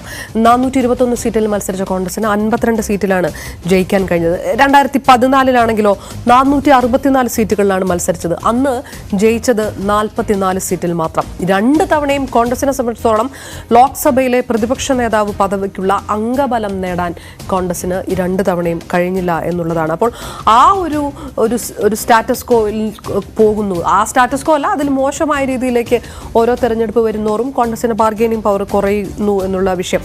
മറ്റത് ഈ പറഞ്ഞ പോലെ സീറ്റ് വിഭജനത്തെക്കുറിച്ചുള്ള തർക്കം, അതാണ് അടുത്ത ഒരു സെഗ്മെൻ്റായിട്ട് വരുന്നത്. അത് ഇന്ത്യ മുന്നണി എങ്ങനെയാണ് അതിനെ ടാക്കിൾ ചെയ്യാനിരിക്കുന്നത് എന്നുള്ള വളരെ പ്രധാനപ്പെട്ട കാര്യം. കാരണം ഇപ്പോഴും സീറ്റ് വിഭജനവുമായിട്ട് ബന്ധപ്പെട്ടുള്ള ചർച്ചകൾ പൂർത്തിയായിട്ടില്ല. അതൊരു വലിയ കടമ്പയാണ്. അതെങ്ങനെയാണ്, നേരത്തെ പറഞ്ഞ പോലെ തന്നെ മഹാരാഷ്ട്രയിലെ ശിവസേന ഉദ്ധവ് വിഭാഗമുണ്ട്, പഞ്ചാബിൽ ആം ആദ്മി പാർട്ടിയുണ്ട്. ഇതൊക്കെ വലിയൊരു വിട്ടുവീഴ്ചയ്ക്ക് കോൺഗ്രസിനോട് തയ്യാറാകില്ല എന്നുള്ളൊരു പൊതുവികാരം പലപ്പോഴും അത് യോഗത്തിൽ ഉയർന്ന വിഷയമാണ്. UP-യിൽ സമാജ്വാദി പാർട്ടി, അത് പിന്നെ ബംഗാളും കേരളം പോലുള്ള സംസ്ഥാനങ്ങൾ ഇതൊരു കീറാമുട്ടിയായിട്ട് നിൽക്കുന്ന ഒരു സാഹചര്യം. അപ്പോൾ മനു, ഈ ഇന്ത്യ മുന്നണിയുമായി ബന്ധപ്പെട്ടുള്ള പ്രതീക്ഷകളിൽ ഏറ്റവും പ്രധാനമായിട്ട് ഉയരുന്ന വിഷയം, ഈ പറഞ്ഞു നിർത്തുന്നത് തന്നെ ഞാൻ ഒരല്പം കൂടി ഇലാബറേറ്റ് ചെയ്ത് ചോദിക്കുകയാണ്. സീറ്റ് വിഭജനം എന്നുള്ള ആ ഒരു കീറാമുട്ടി, അത് നമ്മൾ ഓരോ സംസ്ഥാനങ്ങളിലേക്ക് എടുക്കുന്നതിന് മുമ്പ് വളരെ ജനറലായിട്ട് തന്നെ കോൺഗ്രസിനെ സംബന്ധിച്ചിടത്തോളം അത് ഉണ്ടാക്കുന്ന ഒരു പ്രതിസന്ധി ഉണ്ട്. കോൺഗ്രസിന് അതെങ്ങനെ ടാക്കിൾ ചെയ്യാൻ കഴിയും? ഈ പറഞ്ഞ പോലെ എല്ലാ വിട്ടുവീഴ്ചയും കോൺഗ്രസിന്റെ ഭാഗത്ത് നിന്ന് ചെയ്യേണ്ടതായി വരുന്നു എന്നൊരു വികാരം, ഒരു പൊതുവികാരം പാർട്ടിക്കകത്ത് തന്നെ ഉണ്ടാവുന്ന ഒരു സാധ്യതയില്ല. അല്ല, സ്വാഭാവികമായും അതല്ലാതെ മറ്റൊരു പോംവഴിയില്ല. കാരണം പ്രാദേശിക ശക്തികളെ സംബന്ധിച്ചിടത്തോളം അവർക്ക് പിന്നെ വലിയ വിട്ടുവീഴ്ചകളുടെ ആവശ്യമില്ല. അതാത് പ്രദേശങ്ങളിൽ ജയിക്കാൻ കഴിയുമെന്ന ശുഭാപ്തി വിശ്വാസം ഉള്ളവരാണ്. ഇപ്പോൾ കോൺഗ്രസ് 2019 ലോക്സഭാ ഇതിൽ 421 സീറ്റുകളിലാണ് മത്സരിച്ചത്. ആ ഒടുവിലെത്തിയത് വിജയിക്കാൻ കഴിഞ്ഞത് 52 സീറ്റുകളിലാണ്. അവിടുന്ന് നമുക്ക് നോക്കിക്കഴിഞ്ഞാൽ കാണാൻ കഴിയുന്നത് ബീഹാറിൽ ഇപ്പോൾ അവർ 9 സീറ്റുകളിൽ മത്സരിച്ചു. അതിൽ 7, അതേപോലെ തന്നെ ജാർഖണ്ഡിൽ 7 സീറ്റുകളിൽ മത്സരിച്ചു. കർണാടകയിൽ 28 സീറ്റിൽ 21 മത്സരിച്ചത്. അതേപോലെ മഹാരാഷ്ട്രയിൽ 48 അന്ന് സഖ്യമുണ്ടായപ്പോഴും 25 സീറ്റുകളിൽ കോൺഗ്രസ്സാണ് മത്സരിച്ചത്. തമിഴ്നാട്ടിൽ 9, ഉത്തർപ്രദേശിൽ അത് 70 സീറ്റിലും കോൺഗ്രസ്സാണ് മത്സരിച്ചത്. അപ്പോൾ അങ്ങനെയൊക്കെ ഉള്ള വൻ സംസ്ഥാനങ്ങളിൽ ഭീമമായ പരാജയം ഏറ്റുവാങ്ങേണ്ടി വന്നു എന്നതാണ് കോൺഗ്രസിനെ സംബന്ധിക്കുമ്പോൾ ഒരു വലിയ പ്രശ്നമായി നിലനിൽക്കുന്നത്. അപ്പോൾ ഈ മേഖലകളിൽ പ്രത്യേകിച്ച് ഉത്തർപ്രദേശും അതുപോലെ ഞാൻ നേരത്തെ സൂചിപ്പിച്ച പോലെ മഹാരാഷ്ട്രയും ബീഹാറും തുടങ്ങിയ മേഖലകളിൽ പശ്ചിമ ബംഗാൾ, തമിഴ്നാട് തുടങ്ങിയ വലിയ ഒരു എണ്ണം നിയമസഭ വലിയ സംഖ്യ ലോക്സഭാ സ്ഥാനാർത്ഥികളെ നിശ്ചയിക്കുന്ന സ്ഥലങ്ങളിൽ കോൺഗ്രസിന് കാര്യമായ വിട്ടുവീഴ്ചകൾ ചെയ്യാതെ ജയിക്കാനാകില്ല എന്നാണ് കഴിഞ്ഞ തെരഞ്ഞെടുപ്പിൻ്റെ ഫലം. ഒരുപക്ഷെ ഭാരത് ജോഡോ യാത്രയും ഭാരത് ന്യായ് യാത്രയും ഒക്കെ മാറ്റങ്ങൾ വരുത്തിയിട്ടുണ്ടാകാം. പക്ഷേ അത് എവിടെ ഉത്തരേന്ത്യയിൽ അത് എന്തുമാത്രം മാറ്റമുണ്ടാക്കി എന്നത് ഇപ്പോൾ എന്തായാലും പ്രവചിക്കാൻ കഴിയില്ല. ഇനി ഭാരത് ന്യായ് യാത്ര കൂടി കടന്നുപോയതിനു ശേഷം നമുക്കതിലേക്ക് വരാം. ഏതായാലും ദക്ഷിണേന്ത്യൻ സംസ്ഥാനങ്ങളിൽ കോൺഗ്രസിന് വേണമെങ്കിൽ നില മെച്ചപ്പെടുത്താം എന്നത് ഒരു പ്രത്യാശയായി നിലനിൽക്കുന്നു. കാരണം കഴിഞ്ഞ തവണത്തെ കോൺഗ്രസിൻ്റെ കർണാടകയിലെ പെർഫോമൻസ് എന്ന് പറയുന്നത് വളരെ മോശമായിരുന്നു. ഗുജറാത്തിൽ പോലുള്ള സംസ്ഥാനങ്ങളിൽ 26 BJP എടുക്കുന്നൊരു ഘട്ടത്തിലാണ് ഈ കർണാടക പോലുള്ള സംസ്ഥാനങ്ങളിൽ പോലും പുറകോട്ട് പോകേണ്ട ഒരു സാഹചര്യം വന്നിരിക്കുന്നത്. അപ്പോൾ കഴിഞ്ഞ ഘട്ടങ്ങളിൽ നിന്ന് വ്യത്യസ്തമായി ഇപ്പോൾ ഈ ത്രിപുര അങ്ങനെയൊക്കെയുള്ള സ്ഥലങ്ങളിലൊന്നും കോൺഗ്രസ്സിന് കുറേ കൂടി അങ്ങനെയൊക്കെ അവിടെ മാത്രമൊക്കെ പിടിച്ചു നിൽക്കാൻ കഴിയുന്ന ഒരു സാഹചര്യം പോലും ഇല്ലാത്തതാണ്. അപ്പോൾ ഇനി വരാനിരിക്കുന്നത് കോൺഗ്രസ്സിനെ സംബന്ധിച്ചിടത്തോളം തെലങ്കാന, കർണാടക, അതുപോലെ ഈ ആന്ധ്രാപ്രദേശ്, തമിഴ്നാട്ടിൽ സഖ്യങ്ങൾ വിജയിപ്പിക്കുക, കേരളത്തിൽ പരമാവധി ആളുകളെ ജയിപ്പിച്ചെടുക്കുക, മാത്രമല്ല ഈ പരാജയപ്പെട്ടു പോയ ഉത്തരേന്ത്യൻ സംസ്ഥാനങ്ങളിൽ കുറേ കൂടെ കരുത്താർജിക്കുക, നോർത്ത് ഈസ്റ്റേൺ സംസ്ഥാനങ്ങളിൽ ഒരു മുന്നണി ബന്ധം കൊണ്ട് ശക്തിപ്പെടുത്തുക എന്നൊക്കെയുള്ള ഒരു തന്ത്രം ആവിഷ്കരിക്കുക എന്നുള്ളതാണ്. അപ്പോൾ അതിന് ഒരു മാനിഫെസ്റ്റോ എന്നത് വലിയ ഒരു ആവശ്യമാണ്. അപ്പോൾ അതിനുവേണ്ടി ഇപ്പോൾ കഴിഞ്ഞ ദിവസം മാനിഫെസ്റ്റോ കമ്മിറ്റി യോഗം ചേരുകയും അത് സംബന്ധിച്ച് പി ചിദംബരം ചില തീരുമാനങ്ങൾ ഒന്നും ആയില്ല, അതിനെപ്പറ്റിയുള്ള ആലോചനകൾ വരുന്നേ ഉള്ളൂ എന്നാണ് വ്യക്തമായത്. അപ്പോൾ സ്വാഭാവികമായും ഒരു കോമൺ പൊതു മിനിമം പരിപാടി ഉണ്ടാക്കുക, എന്നിട്ട് ഈ മുന്നണിയെ കൂടുതൽ ബലപ്പെടുത്താനുള്ള അതിൻ്റെ ഒരു പ്രധാന ദൗത്യം അത് കോൺഗ്രസിൽ മുകളിൽ തന്നെയാണ് നിക്ഷിപ്തമായി വരികയും ചെയ്യുന്നത്. ഓക്കെ, നമുക്കിനി നമ്മൾ ഈ പറഞ്ഞു വരുന്നത് സീറ്റ് വിഭജനവുമായിട്ട് ബന്ധപ്പെട്ടിട്ട് ഉണ്ടാകുന്ന പ്രതിസന്ധികൾ, അത് ഓരോ ഘട്ടമായിട്ട് നമ്മൾ പരിശോധിച്ച് വരികയാണ്. അല്പം കൂടെ നേരത്തെ മനുഭരത് വ്യക്തമായി പറഞ്ഞതാണ്. അതിനെ കുറച്ചും കൂടെ വിശദമാക്കിക്കൊണ്ട് നമുക്ക് ആദ്യം പശ്ചിമ ബംഗാളിലേക്ക് വേണം പോകാൻ. പശ്ചിമ ബംഗാളിൽ എന്താണ് സംഭവിക്കുന്നത്? അത് പശ്ചിമ ബംഗാളിൽ ഇന്ത്യ സഖ്യത്തിൽ കൃത്യമായ രീതിയിൽ ഒരു പ്രതിസന്ധി നടക്കുന്നു. വെവ്വേറെ മത്സരിക്കുന്ന മമതാ ബാനർജിയുടെ തൃണമൂൽ കോൺഗ്രസ്, ഇടതുമുന്നണി കോൺഗ്രസ്, ഇതാണിപ്പോൾ ബംഗാളിൽ ഉള്ളത്. അപ്പോൾ ഇടതുമുന്നണിയും കോൺഗ്രസും പലതവണ തൃണമൂലിനെതിരെ മുൻപ് ഒരുമിച്ചിട്ടുണ്ട്, പക്ഷേ കാര്യമായൊരു ഫലം ഉണ്ടാക്കാൻ കഴിഞ്ഞിട്ടില്ല. മമതാ ബാനർജി മുൻ കോൺഗ്രസ്സുകാരിയാണ്, അതുകൊണ്ട് ചിലപ്പോൾ ഒരു പക്ഷേ കോൺഗ്രസുമായി സഖ്യത്തിന് സാധ്യതകൾ കൽപ്പിക്കാം. പക്ഷേ കോൺഗ്രസിന്റെ ലോക്സഭാ നേതാവ് അധീർ രഞ്ജൻ ചൗധരി, ബംഗാളിൽ നിന്ന് മമതയുടെ ബദ്ധശത്രുവായി കണക്കാക്കുന്ന ഒരാൾ, ഇപ്പോൾ ബംഗാളിലെ മുഖ്യപ്രതിപക്ഷമായ BJPയെ നേരിടുന്നതിലും അതിരൂക്ഷമായിട്ടാണ് അധീർ രഞ്ജൻ ചൗധരി തൃണമൂൽ നേതാക്കൾക്കെതിരെ പ്രതികരിക്കാറ് തന്നെയുള്ളത്. അതുകൊണ്ട് ഈ പ്രശ്നം അതേത് രീതിയിൽ പരിഹരിക്കും, എങ്ങനെയാണ് ആ സഖ്യ സാധ്യതകൾ എന്നുള്ളൊരു വിഷയം ഒരു വശത്തു നിൽക്കുന്നു. അതുപോലെ തന്നെ ഒരു വിധത്തിലും ചേരാൻ സാധ്യതയില്ലാത്തവരാണ് തൃണമൂലും ഇടത് പാർട്ടികളും എന്ന് പറയുന്ന ഒരു പ്രശ്നവുമുണ്ട്. അക്രമങ്ങൾ, കൊലപാതകങ്ങൾ, അങ്ങനെ ആ ഒരു വലിയ ചരിത്രം അതവിടെ നിൽക്കുന്നു. ഇത് ആരുമായിട്ടും സഖ്യത്തിന് തയ്യാറാണ് എന്ന് മമതാ യോഗത്തിന് മുൻപായിട്ട് അഭിപ്രായം പറഞ്ഞതായിട്ടുള്ള റിപ്പോർട്ടുകളൊക്കെ വന്നിരുന്നു. പക്ഷേ അങ്ങനെ ഒരു സഖ്യ നീക്കം മമത മുന്നോട്ട് വെച്ചാലും ബംഗാളിനെ സംബന്ധിച്ചിടത്തോളം ഒരു നിലനിൽപ്പിനായിട്ട് പൊരുതുന്ന ഇടത് പാർട്ടികളുണ്ട്. അതിൽ CPM ഉണ്ട്, CPI ഉണ്ട്, RSP ഉണ്ട്, ഫോർവേഡ് ബ്ലോക്ക് ഒക്കെ ഉണ്ട്. അവരുടെ ഇടതു മുന്നണി മമതയെ അംഗീകരിക്കുന്നത് അത്ര എളുപ്പമാവില്ല. അതിനിടയിലാണ് നേരത്തെ പറഞ്ഞതുപോലെ 6 സീറ്റ് കോൺഗ്രസ് ആവശ്യപ്പെടുകയും 2-ൽ കൂടുതൽ കൊടുക്കുകയില്ല എന്ന് തൃണമൂൽ കോൺഗ്രസ് ഒരു നിലപാട് എടുത്തിരിക്കുകയും ചെയ്യുന്നത്. മനുഭരത്, ഇത് ഒരിക്കലും ചേർക്കാൻ കഴിയാത്ത രീതിയിലുള്ള ഒരു 3 ധ്രുവങ്ങൾ, അതാണ് ഇന്ത്യ മുന്നണിയെ സംബന്ധിച്ചത്. ഒരു പക്ഷേ കേരളം നമുക്കറിയുന്ന വിഷയമാണ്, അത് അല്പം കൂടെ പ്ലെയിനും വ്യക്തവുമാണ് എന്ന് എനിക്ക് തോന്നുന്നു. അതിലും കൂടുതൽ കോംപ്ലിക്കേറ്റഡ് ആയിട്ട് നിൽക്കുന്ന ഒരു അവസ്ഥ പശ്ചിമ ബംഗാളിലുണ്ട്. അപ്പോഴും ഈ സഖ്യ സാധ്യത എന്നുള്ള, കേരളത്തിൽ നമുക്കതൊരു സഖ്യ സാധ്യതയുടെ ഒരു ചർച്ചകളും എവിടെയും നടക്കാത്തത് കൊണ്ട് അത് വിഷയമായി വരുന്നില്ല. ഇത് സഖ്യ സാധ്യത എന്നുള്ളൊരു സജഷനൊക്കെ മമതയുടെ ഭാഗത്തു നിന്ന് വരിക, അത് തന്നെ മമത ഒരുപക്ഷെ വെറുതെ പറഞ്ഞതാണ്, ആ രീതിയിൽ പറഞ്ഞതല്ല എന്നുള്ള വിലയിരുത്തലുകളൊക്കെ ഉണ്ടായിരുന്നു. എത്രത്തോളം വലിയ കീറാമുട്ടിയാണ് ഇന്ത്യ മുന്നണിയെ സംബന്ധിച്ചിടത്തോളം പശ്ചിമ ബംഗാളിലെ അവരുടെ ഇവിടെ മമതാ ബാനർജി ഒരു കിങ് മേക്കർ റോളിൽ, ഒരു ക്യൂൻ എന്ന നിലയിലാണ് മമതാ ബാനർജി ഈ ഇന്ത്യ മുന്നണിയിൽ നിൽക്കുന്നത്. അപ്പോൾ മമതാ ബാനർജി ആരെ രാജാവായി പ്രഖ്യാപിക്കുന്നു എന്നത് മമതാ ബാനർജി ഇട്ടു നോക്കും. പക്ഷേ ആര് രാജാവായാലും രണ്ടാമത്തെ ആൾ താനായിരിക്കും എന്ന തരത്തിലേക്ക് കാര്യങ്ങൾ കൊണ്ടുവരാനാണ് മമതാ ബാനർജി ഈ നീക്കം എന്നത് വളരെ വ്യക്തമാണ്. മമതാ ബാനർജിയെ പോലുള്ളവർ പലരും കോൺഗ്രസ് വിട്ടുപോയത് ഈ കുടുംബവാഴ്ചയും കുടുംബാധിപത്യത്തെയൊക്കെ അന്ന് പരസ്യമായി വെല്ലുവിളിച്ചാണ്. PS സാങ്മ ആയാലും അങ്ങനെ കോൺഗ്രസ് വിട്ടുപോയിട്ടുള്ള ശരത് പവാർ ആയാലും ഇവർക്കൊക്കെ ഉണ്ടായിരുന്ന ഒരു പൊതു ആരോപണം, അത് ഒരു കുടുംബത്തിൻ്റെ കയ്യിൽ ഇങ്ങനെ രാജവാഴ്ച പോലെ മാറി മാറി നിൽക്കുന്നു എന്നുള്ളത്. അപ്പോൾ സ്വാഭാവികമായും ഇവർക്കാർക്കും വീണ്ടും രാഹുൽ ഗാന്ധിയെ ഒരു പ്രധാനമന്ത്രി സ്ഥാനാർത്ഥിയായി മുന്നോട്ട് വയ്ക്കാൻ പറ്റില്ല. അങ്ങനെ വെച്ച് കഴിഞ്ഞാൽ ഇവർ ഇത്രയും കാലം ഉണ്ടാക്കിയ ഈ പ്രതിഷേധവും പ്രതിരോധവും ഒക്കെ വെറും വാക്കായി പോയി എന്ന് ആളുകൾ ഇവരോട് പറയും. കാരണം നിങ്ങളിത് PS സാങ്മയൊക്കെ ഇത് വിട്ടുപോയതിൻ്റെ കാര്യം നമുക്കറിയാമല്ലോ. സ്വാഭാവികമായും അങ്ങനെയൊക്കെയുള്ള ആളുകൾ പാർട്ടി വിടുമ്പോൾ പിന്നെ NCP ഉണ്ടാകുന്നൊരു സാഹചര്യം, ശരത് പവാറിനെ പോലുള്ളവർ വിട്ടുപോകുന്നതൊക്കെ ഒരു സാഹചര്യം നമുക്കറിയാം. അപ്പോൾ അവരൊക്കെ ഇതിൻ്റെ ഈ ആധിപത്യത്തിനെതിരെ നിലപാടെടുത്തു. അപ്പോൾ സ്വാഭാവികമായും പിന്നീട് രാഹുൽ ഗാന്ധിയെ തന്നെ പ്രധാനമന്ത്രി എന്ന നിലയിൽ പ്രഖ്യാപിച്ചാൽ പിന്നെ ഇവർ വിട്ടുപോയതിന് എന്തിന് എന്നൊരു ചോദ്യം അവിടെ വളരെ ശക്തമായി വരികയും ഒക്കെ ചെയ്യും. ഏതായാലും അതിനെയൊക്കെ മറികടക്കുക എന്നുള്ളതിൻ്റെ ഒറ്റ വാക്കാണ് മല്ലികാർജ്ജുൻ ഖാർഗെ.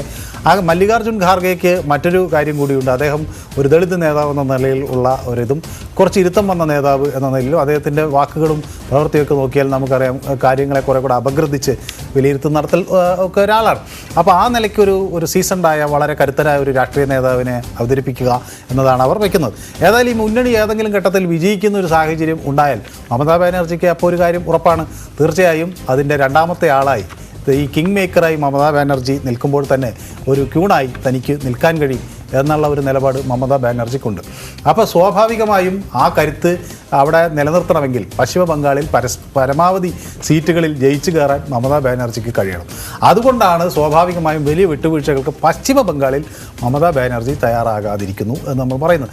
അതിൻ്റെ കാരണം അവിടെ 1-2 സീറ്റ് കോൺഗ്രസ്സിന് വിട്ടുകൊടുക്കാം എന്നതിനപ്പുറത്തേക്ക് ഇത് അതിൽ കൂടുതൽ നഷ്ടങ്ങൾ സഹിക്കാൻ മമതാ ബാനർജിക്ക് കഴിയില്ല. കോൺഗ്രസിൻ്റെ പിന്നെ നേതാവ് സംശയം ചോദിക്കുന്നത് ആ സഖ്യസാധ്യതയ്ക്ക് തയ്യാറാണ് എന്ന് പറഞ്ഞ ആ മമതയുടെ ആ ഒരു പ്രസ്താവനയുണ്ട്. അത് പല രീതിയിലാണ് അതിനെതിരെ വിമർശനങ്ങൾ വന്നത്. അത് മമത കൃത്യമായ അതല്ല ഉദ്ദേശിച്ചത് എന്നടക്കമുള്ള രാഷ്ട്രീയ വിലയിരുത്തലുകളൊക്കെ ഉണ്ടായിരുന്നു. പ്രത്യേകിച്ച് ഇടതു മുന്നണിയും ആയിട്ട് ചേർന്ന് പോകാനുള്ള തുലവും വിരളമായിട്ടുള്ള ഒരു സാധ്യതയൊക്കെ വെച്ചിട്ട് എന്തുകൊണ്ടായിരിക്കും അങ്ങനെ ഒരു നീക്കം മമതയുടെ ഭാഗത്ത് നിന്ന് സജഷൻ വരാൻ എന്തായിരിക്കും? അല്ല, സ്വാഭാവികമായി നമുക്കറിയില്ല, പശ്ചിമ ബംഗാളിൽ 22 മമതാ ബാനർജി കഴിഞ്ഞ തവണ ശക്തമായ ആധിപത്യം ഉണ്ടായത്.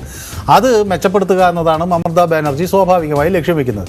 അപ്പോൾ ഈ 22 സീറ്റിൽ നിന്ന് ഏതായാലും ആ ജയിച്ച 22 സീറ്റുകൾ അവർക്ക് ഇത്തവണയും മത്സരിക്കാൻ ഒരു മുന്നണി മര്യാദയുടെ ഭാഗമായി കിട്ടുമല്ലോ. സ്വാഭാവികമായി സിറ്റിംഗ് എം പിമാർക്ക് സീറ്റ് വേണം എന്ന് അവർക്ക് ആവശ്യപ്പെടാം, അല്ലെങ്കിൽ സിറ്റിംഗ് സീറ്റുകൾ പാർട്ടിക്ക് നൽകണം എന്ന് ആവശ്യപ്പെടാം. അവിടെ പിന്നെ പാർട്ടിയുടെ സ്ഥാനാർത്ഥികളെ നിർത്തുകയും ചെയ്യാം.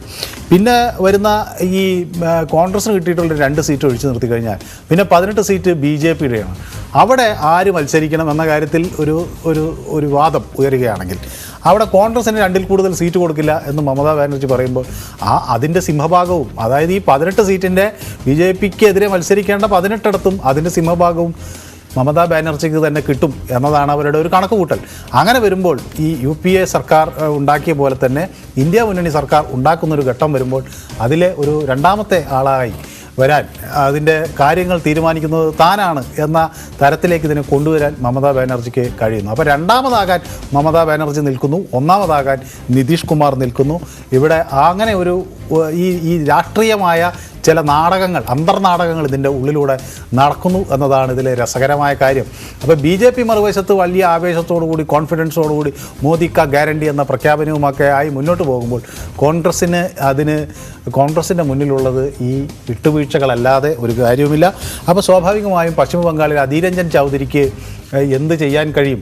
ഈ 2 സീറ്റിൽ കൂടുതൽ ഒരുപക്ഷെ അവരുടെ ഉള്ളിൽ നിന്ന് വരുന്ന വിവരങ്ങളനുസരിച്ച് അവർ 6 സീറ്റ് ചോദിക്കുന്നുണ്ടെങ്കിലും 4 സീറ്റിലെങ്കിലും അവർക്ക് മത്സരിക്കാൻ അവസരം ലഭിക്കും എന്നതാണ് അവരുടെ ഒരു പ്രതീക്ഷ. അത് മമതാ ബാനർജി എത്ര കണ്ട് അംഗീകരിക്കും എന്ന കാര്യത്തിൽ വലിയ സംശയം. പശ്ചിമ ബംഗാളിലെ ഇടത് മുന്നണിയുടെ കൂടെ ഞാൻ ഈ പറഞ്ഞ പോലെ നിലനിൽപ്പിനായിട്ട് പൊരുതുന്ന ഒരു അവസ്ഥയിൽ നിൽക്കുകയാണ്. അത് തന്നെ ഒരു സഖ്യമാണ്. CPI ഉണ്ട്, CPM ഉണ്ട്, ഫോർവേഡ് ബ്ലോക്ക് ഉണ്ട്, RSP ഉണ്ട്. അപ്പോൾ അവരെ സംബന്ധിച്ചിടത്തോളം തൃണമൂലിനെ അംഗീകരിക്കുക എന്ന് പറയുന്നത് പ്രത്യയശാസ്ത്രപരമായി ഉണ്ടാക്കുന്ന വിഷയം, അണികൾക്കിടയിൽ അവർക്ക് കൺവിൻസ് ചെയ്യാൻ പറ്റാത്ത ഒരു വിഷയം, ഇതൊക്കെ ഉണ്ട്. ഇന്ത്യ മുന്നണിയുടെ ഇപ്പോൾ കേരളത്തിലെ ഒരു വിഷയം നമുക്ക് കൃത്യമായിട്ട് അറിയാം. അങ്ങനെ ഒരു അലയൻസിൻ്റെ സാധ്യത നമുക്ക് തെരഞ്ഞെടുപ്പിൽ സങ്കല്പിക്കാൻ പോലും കഴിയാത്തൊരു സാഹചര്യം ഇവിടുത്തെ രാഷ്ട്രീയ പശ്ചാത്തലത്തിലുണ്ട്. പശ്ചിമ ബംഗാളിനെ സംബന്ധിച്ചിടത്തോളം ഇടത് മുന്നണി ഏത് രീതിയിൽ അത് ഫേസ് ചെയ്യുന്നുണ്ട്? സീതാറാം യെച്ചൂരി അടക്കമുള്ളവർ ഈ അലയൻസിൻ്റെ വലിയ ഒരുപക്ഷെ അപ്പോസ്തലന്മാർ എന്ന രീതിയിൽ തന്നെ വിളിക്കാവുന്ന ഒരു പ്രസ്താവനകളൊക്കെ ഇറക്കുന്ന സാഹചര്യമൊക്കെ ഉണ്ട്. അപ്പോൾ പോലും ഇത് ഏത് രീതിയിലേക്ക് മുന്നോട്ട് കൊണ്ടുപോകുന്നത്? ഞാൻ ഇടതു മുന്നണിയുടെ ഒരു വെർഷനിൽ നിന്നാണ് ചോദിക്കുന്നത്. അല്ല, പാർലമെൻറ്റ് തെരഞ്ഞെടുപ്പിൽ ഇനി ഇടതു മുന്നണിക്ക് ജയിക്കണമെങ്കിൽ അത് ഒന്നില്ലെങ്കിൽ കോൺഗ്രസിൻ്റെയോ അല്ലെങ്കിൽ തൃണമൂൽ കോൺഗ്രസിൻ്റെയോ പിന്തുണ വളരെ ശക്തമായ ആവശ്യമുണ്ട്. കോൺഗ്രസിന് സാന്നിധ്യം ശക്തമായുള്ള സ്ഥലങ്ങളിൽ ഇടതുമുന്നണി സ്ഥാനാർത്ഥി വന്നാൽ അവർ തമ്മിലുള്ള ഒരു നീക്കുപോക്കിൻ്റെ ഭാഗമായി ഒരുപക്ഷെ കൂടുതൽ സ്ഥാനാർത്ഥികളെ ജയിപ്പിക്കാം എന്നതിനപ്പുറത്തേക്ക് ഇപ്പോൾ അവരുടെ സ്ഥിതി വളരെ പരിതാപകരമാണ്. പലയിടങ്ങളിലും അവർ കഴിഞ്ഞ തെരഞ്ഞെടുപ്പിലൊക്കെ 3-ാം സ്ഥാനത്താണ്. അസംബ്ലി തെരഞ്ഞെടുപ്പിലെ പലയിടത്തെ പ്രകടനം വളരെ ഖേദകരമായിരുന്നു. അപ്പോൾ സ്വാഭാവികമായും ഇനി ഇടതുമുന്നണിക്ക് മുന്നോട്ട് വരണമെങ്കിൽ അവരുടെ സ്ഥാനാർത്ഥിത്വം അല്ലെങ്കിൽ അവരുടെ കൂടുതൽ സ്ഥാനാർത്ഥിത്വം ഉറപ്പിക്കണമെങ്കിൽ അവർക്ക് മറ്റ് മുന്നണിയിലെ സഖ്യകക്ഷികളുടെ പിന്തുണയില്ലാതെ കഴിയില്ല. അപ്പോൾ അതിൽ എത്രമാത്രം വിജയിക്കാൻ കഴിയും എന്നത് ഒരു വശത്ത്. പക്ഷേ മമതാ ബാനർജി ഇവിടെ കണക്ക് കൂട്ടുന്നത് ഇതിൻ്റെ എല്ലാം കൂടി ആകത്തുക തൃണമൂൽ കോൺഗ്രസ്സിന് കിട്ടും എന്നതാണ്. കാരണം സ്വാഭാവികമായും കോൺഗ്രസ്സുകാർ പിന്നെ CPM വോട്ട് ചെയ്യില്ല, CPM-കാർക്ക് കോൺഗ്രസ്സിന് വോട്ട് ചെയ്യാൻ കഴിയില്ല. അങ്ങനെയൊക്കെ ഉള്ളൊരു സാഹചര്യത്തിൽ ഇതിൻ്റെ മൊത്തത്തിൽ ആകത്തുക നേട്ടമുണ്ടാക്കാൻ കഴിയുക പശ്ചിമ ബംഗാളിൽ കൂടുതൽ കരുത്തുള്ള തനിക്കാണ് എന്ന മമതാ ബാനർജിയുടെ കണക്കുകൂട്ടലാണ് ഈ രാഷ്ട്രീയ നാടകത്തിൻ്റെ ഒരു പ്രധാന ഹേതുവായി നിൽക്കുന്നത്. അപ്പോൾ അവിടെ നിന്നാണ് മമതാ ബാനർജിയുടെ ഈ മല്ലികാർജുൻ ഖാർഗെ ഇന്ത്യയുടെ പ്രധാനമന്ത്രിയാകണം എന്ന ആവശ്യവും അതിന് അരവിന്ദ് കെജ്രിവാൾ അതിന് പിന്തുണ കൊടുക്കുന്നതും ഒക്കെ ആ ഒരു നീക്കത്തിൻ്റെ ഭാഗമായി വേണം നമ്മൾ വിലയിരുത്താൻ. തീർച്ചയായിട്ടും നമ്മൾ സീറ്റ് വിഭജനം ഏത് രീതിയിൽ കീറാമുട്ടിയാകുന്നു എന്നുള്ള വിഷയം തന്നെ പറഞ്ഞു നിൽക്കുമ്പോൾ പശ്ചിമ ബംഗാളിനെ കുറിച്ചാണ് വിശദമായി വ്യക്തമായി പ്രതിപാദിച്ചത്. ഇനി നമുക്ക് കടക്കേണ്ടത് പഞ്ചാബിലും ഡൽഹിയിലും എന്ത് സംഭവിക്കുന്നു എന്നുള്ളതാണ്. അതിലേക്ക് വരാം ഇലക്ഷൻ ചാനൽ ഇടവേളയ്ക്ക് ശേഷം.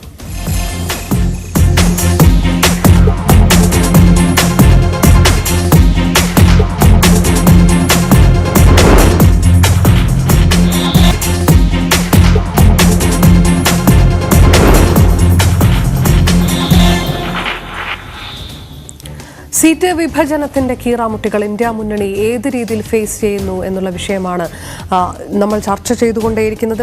ഇടവേളയ്ക്ക് പോകുന്നതിന് മുൻപ് വീണ്ടും മനു ഭരത്തിലേക്ക്. മനു, ആം ആദ്മി പാർട്ടി ഇപ്പോൾ പശ്ചിമ ബംഗാളിൽ നിന്ന് നമ്മൾ വീണ്ടും പഞ്ചാബാണെങ്കിലും ഡൽഹിയിലാണെങ്കിലും സീറ്റ് പങ്കിടാൻ താല്പര്യമില്ല എന്നുള്ളൊരു വ്യക്തമായ നിലപാടിലേക്ക് അരവിന്ദ് കെജ്രിവാൾ കടന്നിട്ടുണ്ട്. അതിപ്പോൾ കോൺഗ്രസ് പ്രതിപക്ഷത്തെ പ്രധാന പാർട്ടിയാണ്. കോൺഗ്രസ് ഏറ്റുമുട്ടുന്നത് ആം ആദ്മി പാർട്ടിയുമായിട്ടാണ്. സ്വാഭാവികമായിട്ട് അത് കേരളവുമായിട്ട് നമുക്ക് ആ ഒരു സെനാരിയോ അവിടെ കൃത്യമായിട്ട് വർക്കൗട്ട് ചെയ്യുന്ന ഒരു കാര്യമാണ്. ഏത് രീതിയിൽ ആ വിഷയം പരിഹരിക്കാൻ ഇന്ത്യ മുന്നണിക്ക് കഴിയുമെന്നാണ് കരുതപ്പെടുന്നത്? അല്ല, ഇതിൽ പിന്നെ പഞ്ചാബിൻ്റെ ഒരു പ്രത്യേക സാഹചര്യം എടുത്താൽ ആം ആദ്മി പാർട്ടി അവർ ഒരു കോൺഗ്രസ്സിന് ബദലായി ഇന്ത്യയിൽ വ്യാപിക്കുന്നു എന്ന ഒരു ബോധ്യമുണ്ടാക്കാൻ പഞ്ചാബിലെ നേട്ടം അവരെ വല്ലാതെ സഹായിച്ചിട്ടുണ്ട്. അപ്പോൾ അവിടെ ഈ ഭഗവന്ത് മാൻ നയിക്കുന്ന മുന്നണി അല്ലെങ്കിൽ സർക്കാരിനെ അവരുടെ ഒപ്പം നിന്നാൽ കോൺഗ്രസ്സിന് ഒരു പക്ഷേ നേട്ടമുണ്ടാകും എന്നതാണ് കോൺഗ്രസിൻ്റെ ഒരു വിലയിരുത്തൽ. പക്ഷേ ഇവിടെ ഈ 5 സംസ്ഥാനങ്ങളിലേക്ക് തിരഞ്ഞെടുപ്പ് നടന്നപ്പോൾ ആവശ്യമായ ഒരു സഖ്യമുണ്ടാക്കാൻ ആപ്പുമായി തയ്യാറായില്ല കോൺഗ്രസ് എന്നത് വലിയ അതൃപ്തിയായി തന്നെ ആം ആദ്മി പാർട്ടി നിലപാടെടുക്കുകയാണ്. അപ്പോൾ അവരുടെ ഒരു പ്രധാന ആവശ്യം ഈ ഡൽഹിയും പഞ്ചാബും പോലുള്ള സ്ഥലങ്ങൾ പൂർണ്ണമായും അവർക്ക് വിട്ടുകൊടുക്കണം എന്നുള്ളതാണ്. അപ്പോൾ പഞ്ചാബിൽ നമുക്കുള്ളത് 13 സീറ്റുകളാണ്. അവിടെ കഴിഞ്ഞ തെരഞ്ഞെടുപ്പിൽ 8 പിന്നെ കോൺഗ്രസ്സിന് ജയിക്കാൻ കഴിഞ്ഞിട്ടുണ്ട്, 2 BJPക്ക് ജയിക്കാൻ കഴിഞ്ഞിട്ടുണ്ട്. ഈ ശിരോമണി അകാലി ദളിന് പിന്നെ 2 ആപ്പിന് 1 ലോക്സഭയിലേക്ക് ജയിക്കാൻ കഴിഞ്ഞിട്ടുണ്ട്. പക്ഷേ ആ സാഹചര്യം ഇപ്പോൾ കുറേ കൂടെ മാറിയിട്ടുണ്ട്. ഇപ്പോൾ അവിടുത്തെ സാഹചര്യം വ്യത്യസ്തമാണ്, കുറേ കൂടി ആപ്പിന് അനുകൂലമാണ് എന്ന കണക്കുകൂട്ടുകൾ അരവിന്ദ് കെജ്രിവാളിന് ഉണ്ട് തന്നെ.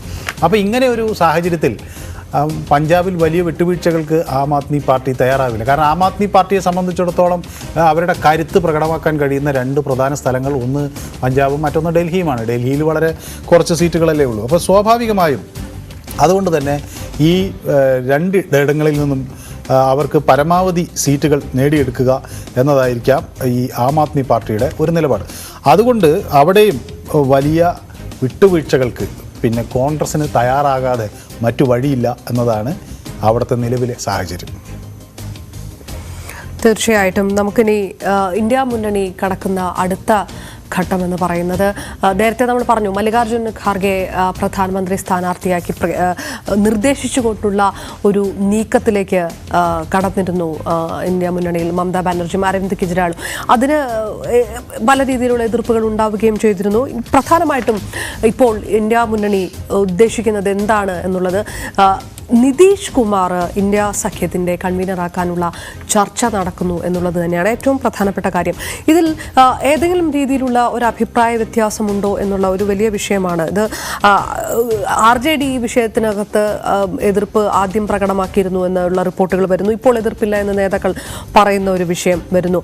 കോൺഗ്രസിനെ സംബന്ധിച്ചിടത്തോളം രാഹുൽ ഗാന്ധിയുടെ ഭാരത് ന്യായ യാത്ര ആരംഭിക്കാനിരിക്കുകയാണ്. അതുകൊണ്ട് പ്രതിപക്ഷ സഖ്യത്തിൽ ഏതെങ്കിലും തരത്തിലൊരു വിള്ളൽ വീഴണമെന്ന് കോൺഗ്രസ് ആഗ്രഹിക്കുന്നില്ല. പല രീതിയിലുള്ള റിപ്പോർട്ടുകൾ വരുമ്പോൾ ഈ ചർച്ച നടക്കുന്ന സമയത്ത് തന്നെ നിതീഷ് കുമാറിനെ ഇന്ത്യ മുന്നണിയുടെ കൺവീനർ മാത്രമല്ല പ്രധാനമന്ത്രി സ്ഥാനാർത്ഥിയായി തന്നെ പ്രഖ്യാപിക്കണമെന്നാവശ്യപ്പെട്ട് JDU നേതാക്കൾ മുന്നോട്ട് വരുന്നതായിട്ടുള്ള വാർത്തകളാണ്. ബീഹാർ മന്ത്രിമാരായ മദൻ സഹാനി, രത്നേഷ് സദേവൊക്കെ ഈ ആവശ്യവുമായി മുന്നോട്ട് വന്നിരിക്കുന്നു എന്നുള്ള റിപ്പോർട്ടുകൾ വരുന്നു. ഇന്ത്യ മുന്നണിയുടെ മുഖമാക്കി നിതീഷ് കുമാറിനെ മാറ്റണം, അല്ലാത്ത പക്ഷം ലോക്സഭാ തെരഞ്ഞെടുപ്പിൽ ഒരു നേട്ടവും ഉണ്ടാകില്ല എന്ന് നേതാക്കൾ വാദിക്കുന്ന ഒരു വിഷയം. ഏറ്റവും പുതിയ ഡെവലപ്മെന്റ് ഈ രീതിയിൽ നടക്കും. ഇതിനകത്തൊരു കൺഫ്യൂഷൻ ഒരുപക്ഷെ സഖ്യവുമായി ബന്ധപ്പെട്ടുണ്ടോ? JDU ഈ വിഷയത്തിനകത്ത് എടുക്കുന്ന നിലപാടിന് എന്താണ് അതിന്റെ സുതാര്യത? JDU രണ്ട് തരത്തിലാണ് ഇതിനെ കാണുന്നത്. തുടക്കത്തിൽ തന്നെ നിതീഷ് കുമാറിനെ ഒരു സംഘടനയുടെ നേതൃത്വം ഏൽപ്പിക്കുന്നു. നിതീഷ് കുമാറിനെ ഒരു പ്രധാനമന്ത്രി സ്ഥാനാർത്ഥിയായി മുന്നോട്ട് വയ്ക്കണം എന്നൊരു പൊതു നിലപാട് ഉണ്ടാകുന്നു. അപ്പോൾ ആദ്യഘട്ടത്തിൽ കൺവീനർ ആക്കണം എന്ന നിലപാടാണ് വന്നത്. അപ്പോൾ അങ്ങനെ വന്ന ഒരു ഘട്ടത്തിലാണ് കൺവീനർ ആക്കുന്നതിൽ കുഴപ്പമില്ല എന്ന തരത്തിൽ ഇന്ത്യ മുന്നണിയിൽ ഒരു സഖ്യം അല്ലെങ്കിൽ ഒരു പൊതുധാരണ ഉണ്ടായി വന്നു. അങ്ങനെ ഇന്ത്യ മുന്നണിയുടെ കൺവീനറായി നിതീഷ് കുമാർ വരാൻ പോകുന്നു എന്ന വിവരങ്ങൾ പുറത്തു വരുന്നതോടുകൂടി BJP ഈ കൺവീനർ എന്നത് ഒരു ക്ലർക്കിൻ്റെ ജോലിയാണ്, അതൊരു മുൻഷി എന്നൊക്കെ ഉള്ള ഒരു പരിഹാസം അവർ ഉന്നയിക്കുകയാണ്. ഒരു മുൻഷിയായി മാത്രം നിതീഷ് ഒതുങ്ങിപ്പോകാൻ പോകുന്നു എന്നൊക്കെ. അങ്ങനെ ഈ തർക്കം മുറുകുമ്പോഴാണ് സ്വാഭാവികമായി അവിടെ നേരത്തെ തന്നെ പോസ്റ്ററുകൾ പ്രത്യക്ഷപ്പെട്ടല്ലോ, നമുക്ക് ദൃഢനിശ്ചയവും നിതീഷും ഉണ്ടെങ്കിൽ മാത്രമേ വിജയം ഉണ്ടാകുകയുള്ളൂ ഇന്ത്യ മുന്നണിക്ക് എന്ന തരത്തിൽ. അപ്പോൾ നിതീഷും നിശ്ചയ്, അതായത് ദൃഢനിശ്ചയവും നിതീഷും വേണം ജീത്നെ കെ ലിയെ എന്ന തരത്തിൽ അവിടെ പോസ്റ്ററുകൾ പ്രത്യക്ഷപ്പെടുന്നു. നിതീഷ് കുമാർ കൂടുതൽ ശക്തനായി തെരഞ്ഞെടുപ്പ് ഗോതയിലേക്ക് ഇറങ്ങുകയും ചെയ്തു.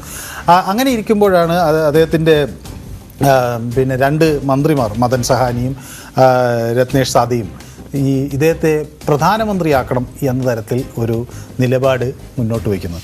അതേസമയം നിതീഷിനെ ഇങ്ങനെ കൺവീനർ ആക്കണ്ട എന്ന്, അല്ലെങ്കിൽ നീരജ് കുമാർ എന്ന അവരുടെ വക്താവ് പറഞ്ഞ് കൺവീനർ ആക്കുന്നതിലൊന്നും വലിയ കാര്യമില്ല, അതുകൊണ്ട് കൺവീനർ ആക്കാനൊന്നും തങ്ങൾ ആഗ്രഹിക്കുന്നില്ല, കൺവീനർ പദവി തങ്ങൾ ചോദിച്ചിട്ടുമില്ല, അത് കിട്ടേണ്ട കാര്യവുമില്ല, തങ്ങൾ കൺവീനർ ആകാൻ ഇല്ല, അങ്ങനെ ആക്കുന്ന നടപടികൾ തയ്യാറല്ല എന്ന തരത്തിലുള്ള ചില പ്രഖ്യാപനങ്ങളും ഉണ്ടായി. ഇത് വലിയ ആശയക്കുഴപ്പത്തിനാണ് മുന്നണിയിൽ വഴിവെച്ചിട്ടുള്ളത് എന്നാണ് മനസ്സിലാക്കുന്നത്. അപ്പോൾ നിതീഷിനെ എങ്ങനെ ഉൾക്കൊള്ളിക്കും? ഈ തെരഞ്ഞെടുപ്പ് കഴിയുന്നതിന് അല്ലെങ്കിൽ തെരഞ്ഞെടുപ്പ് പൂർണ്ണമാകുന്നത് വരെ ഈ പ്രധാനമന്ത്രി മുഖം പ്രഖ്യാപിക്കാതെ എങ്ങനെ പോകാൻ കഴിയും? അല്ലെങ്കിൽ അത് നിതീഷിനെ കുറേ കൂടി എങ്ങനെ ഉൾക്കൊണ്ടുകൊണ്ട് നിതീഷിൻ്റെ നിലപാടുകളെ എങ്ങനെ മയപ്പെടുത്താം തുടങ്ങിയ ചർച്ചകൾ വളരെ സജീവമായി നടക്കുന്നു. നിതീഷ് കുമാറിന് ഇനി ആരൊക്കെ പിന്തുണ പ്രഖ്യാപിക്കും എന്ന കാര്യം നമുക്ക് വ്യക്തമാകേണ്ടതുണ്ട്. കാരണം നിതീഷ് കുമാർ വലിയ ഒരു ഹിന്ദി ഹൃദയഭൂമിയിൽ അദ്ദേഹത്തിന് പിടിപാടുള്ള ഒരാളാണ്.